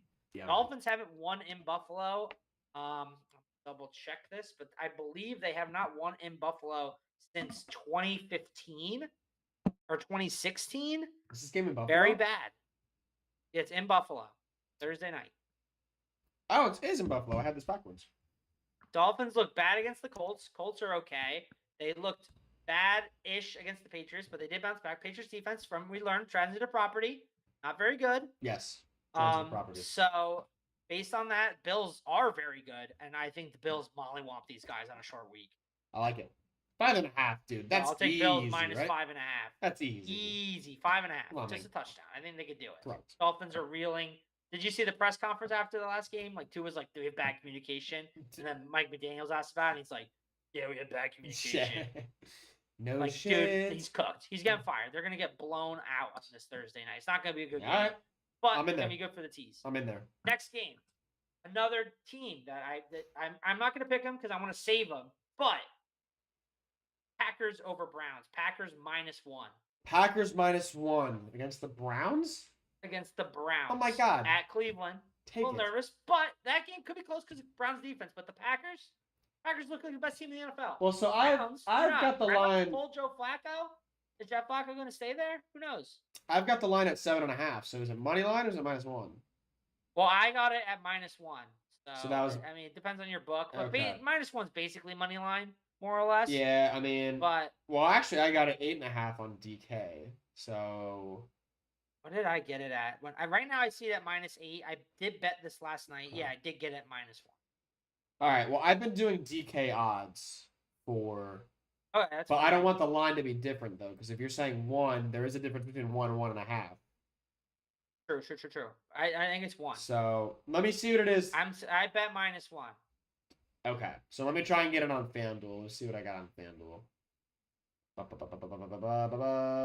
Anyway, here we go. Next game. Okay, last game. But do you agree Packers win that game? I think Packers win that game. Oh yeah, kidding me? Hell Browns yeah. are reeling. I think Browns defense is good. I think it could be close, but I don't see how the Packers lose. They win by more than 1. Yeah, they definitely win by more than 1. Yeah. So. Next game. Last game. The game that I think. Give me a I winner, did Kyle. mention the Give me a Saints winner. Have been feisty, but give me Seattle -0.5.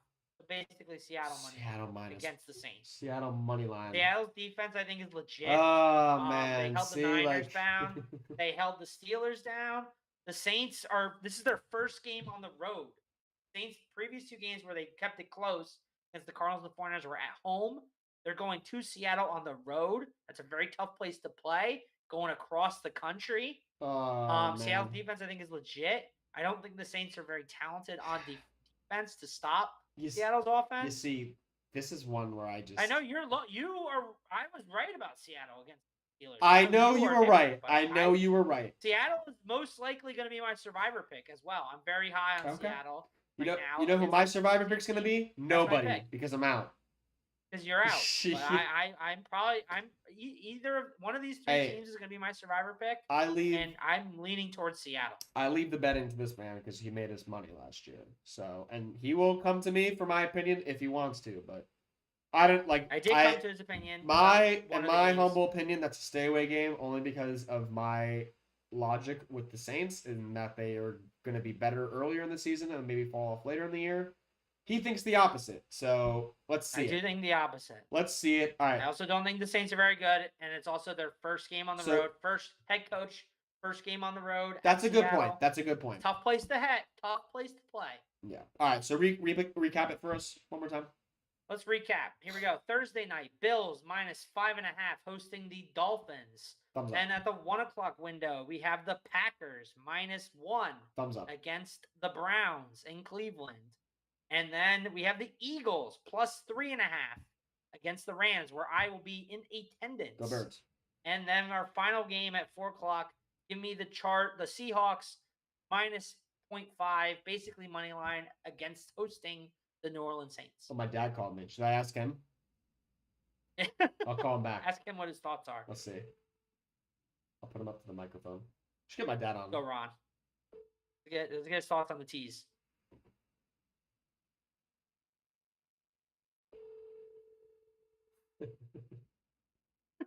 Is he really gonna duck me?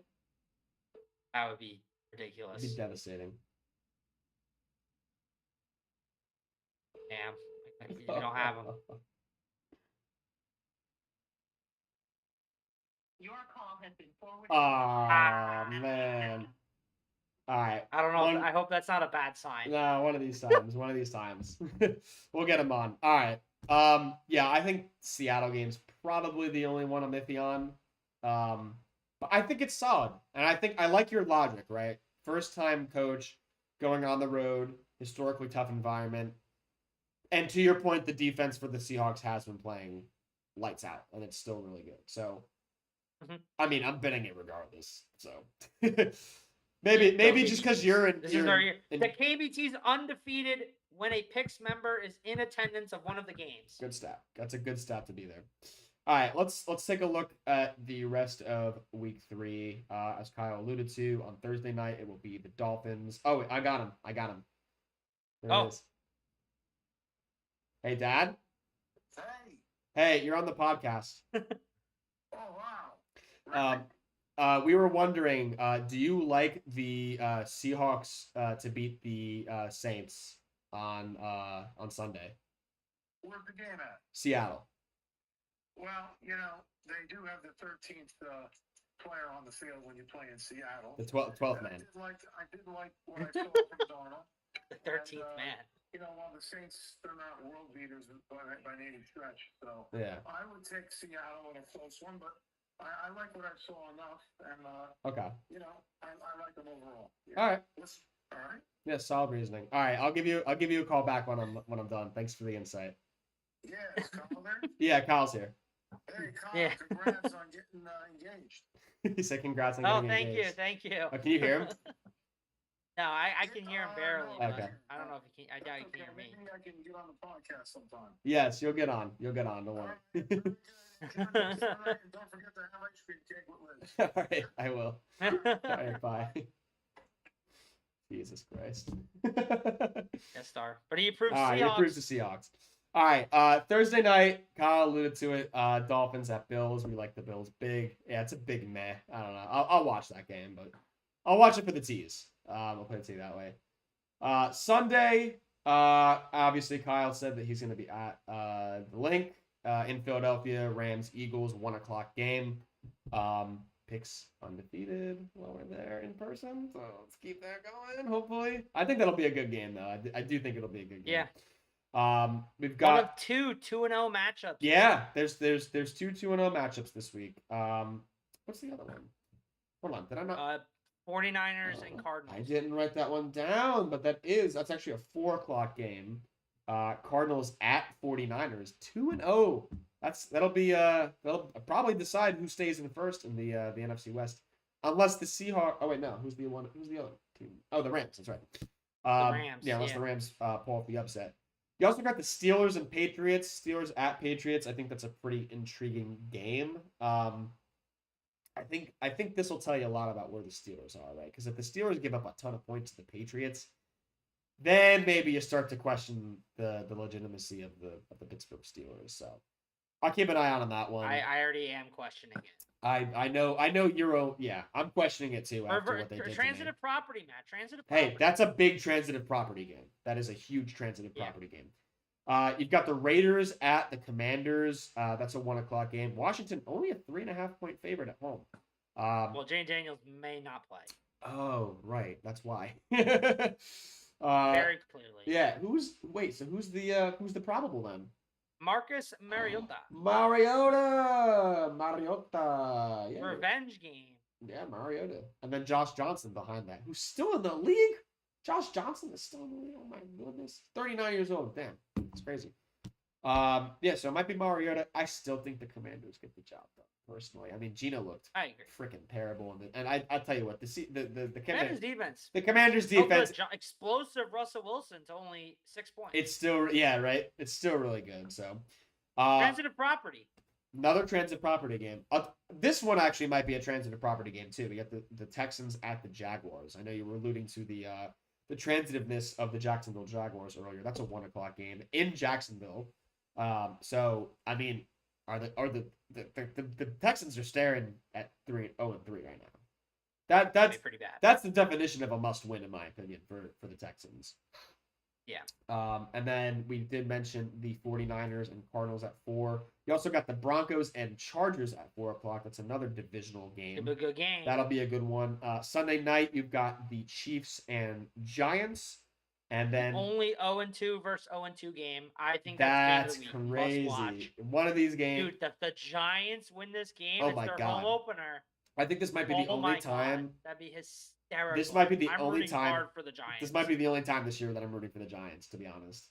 And then Monday night, I mean, just think of the memes. Oh my God, the memes. Oh my God, the ghetto Gronk memes, Kyle. The ghetto Gronk memes. Oh my God, just all the memes.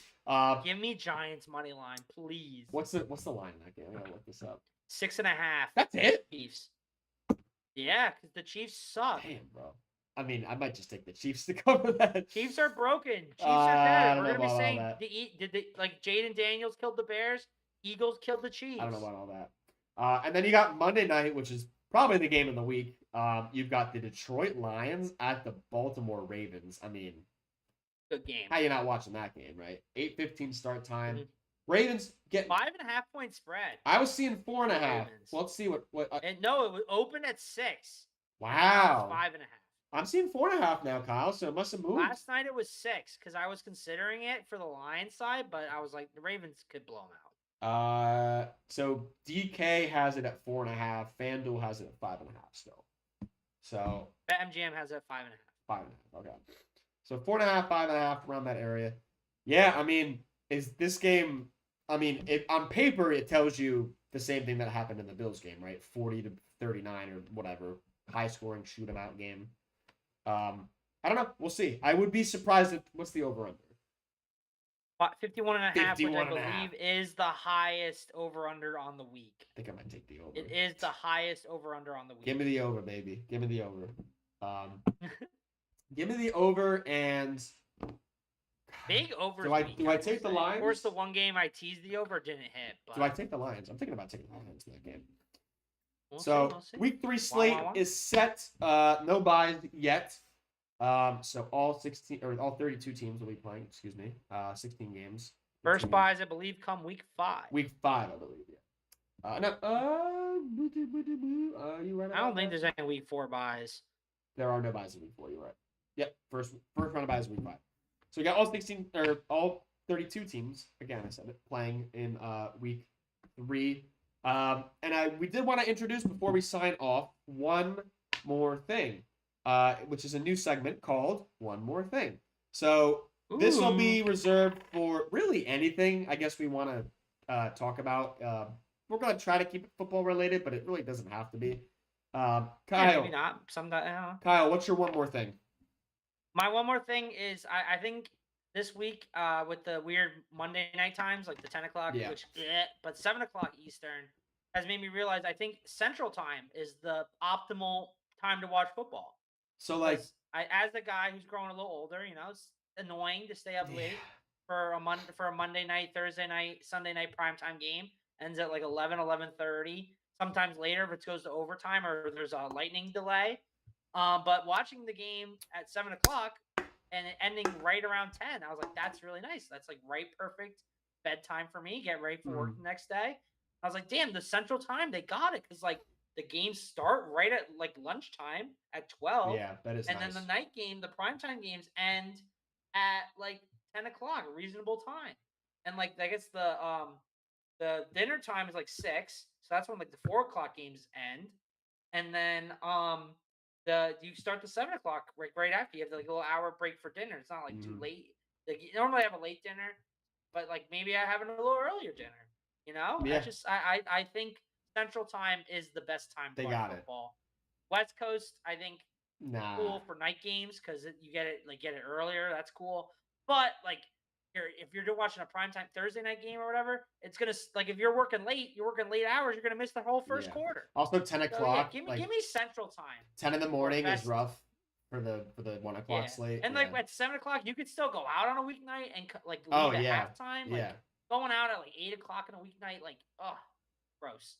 Give me Central Time. Central Time, best time to watch a football game. Yeah. I never really thought about that, but I think you're right. Like we did it when we were I in. always thought like East Coast, West Coast, but like Central Time though. Yeah, give me Central we Time. kind of did it when we went to see our buddy at Purdue. I think we left that day. Left that Sunday when we flew out the first time. We did leave during the football Sunday. Yeah, but that was a nice start time. I gotta say. Good start time. I have one more things, so it's actually two more things. Just because we didn't do it week 1, and I'm never gonna get a chance to mention this if I don't mention it today. You touched on Xavier Leggette's weird stat line that he had: 8 targets, 1 catch, -2 yards. I got a weirder one for you, and that came in week 1 from Demario Douglas, the wide receiver for the Patriots. Finished with the stat line: 7 targets, 2 catches, -2 yards, and a touchdown. Better than Xavier Leggett. And I'm never going to be able to say that, so I wanted to say that. But my one more thing for this week is, which we also kind of touched on with J.J. McCarthy being out now, Carson Wentz is going to get the start next week. And that means Carson Wentz... come through, Carson to J.J. Well, not only that, but Carson Wentz will be starting for his 6th team in 6 seasons, which is something no quarterback in the history of the NFL has ever done. Ooh, so 12 for Mr. Wentz. 12 games with the Eagles in 2020, 17 games with the Colts in 2021, 7 games with the Commanders in 22, 1 game with the Rams in 23, 1 game last year with the Chiefs in 24, and he will be starting 1, if not more, games this year with the Minnesota Vikings. So Carson Wentz, you can try, but you cannot get rid of him. Glory be to God. Love me some Carson Dude, I've Wentz. been watching, I'm getting old Carson Wentz highlights on my TikTok. Oh my God, those are the best, dude. Dude was so good. Dude, 2017 man. Carson Wentz is something I'll tell my kids about. They'll be like, Dad, who is this? Dude, honestly, my favorite Wentz game was, I believe it was 2019 when they played the Commanders, because I remember I was studying and I dropped studying to watch the game. And that was that game where he had that dart to Miles Sanders in the corner of the end zone. I remember that throw. Was that the game where he also had the Houdini escape? No, the Houdini escape that was before. That was week 1. That was I think a year or 2 before that. That might have been 17. But that might have been 20. But I don't know. Anyway, but I remember that game too. But I'm saying this game I remember because they had to win to make the playoffs. Yeah. And I remember I was studying and I was with Aaron who was watching it because the Commanders, and we just dropped studying to watch that game. And I remember the Miles Sanders play, and I was like, that was the most impressive play I've ever seen in my life. That's a core memory. I still think my favorite play from Wentz was in a loss. It was the year they won the Super Bowl. It was the Seattle game. There was a play. Do you remember the throw that he made? Where it was literally before Mahomes is even a thing. It was literally like Mahomes. He was being chased out of bounds, and he threw it off his back foot and literally sidearmed it 50 yards down the field to, I think it was Torrey Smith, and it was a 3rd and 17 or something like that. That was one of the most insane throws I still have ever seen. It was a crazy play. Wow. So Carson Wentz, get your glasses out. He will be on your TVs on Sunday. Dream come true. And Carson Wentz to Justin Jefferson. That'll do it for us. Justin Jefferson, anytime touchdown. Dream come true. I'd love to see it. Let's see it. Oh my gosh, I gotta do this outro. I'm dying. All right. Whew. Thank you for watching. Long episode. Yeah, it was a long episode, almost a 2-hour episode. But thanks for sticking with us. We will be back next week. Week 3, we'll be talking everything week 3. As a reminder, we're also on Spotify. So if your little ears or your little eyes couldn't handle looking at these two sweet faces. Where are you? You're over there. Yeah. I pointed And at the wrong. we'll get in-person insight. to the Yes. Eagles If you couldn't. Oh yeah, that's right. So be on the lookout. I'm gonna give Kyle reign of the Snapchat and the Instagram. We'll get some footage up on there for you guys, so you guys can take a look, see Kyle's perspective from the Rams and Eagles. But we are also on Spotify, so if you couldn't hang with us the entirety of today, make sure to check out Spotify. You can go back and check out your favorite segments. It's all time coded. Listen as you may, but do check it out. And we'll be back next week. So thanks again, and we'll talk to you next week. Peace.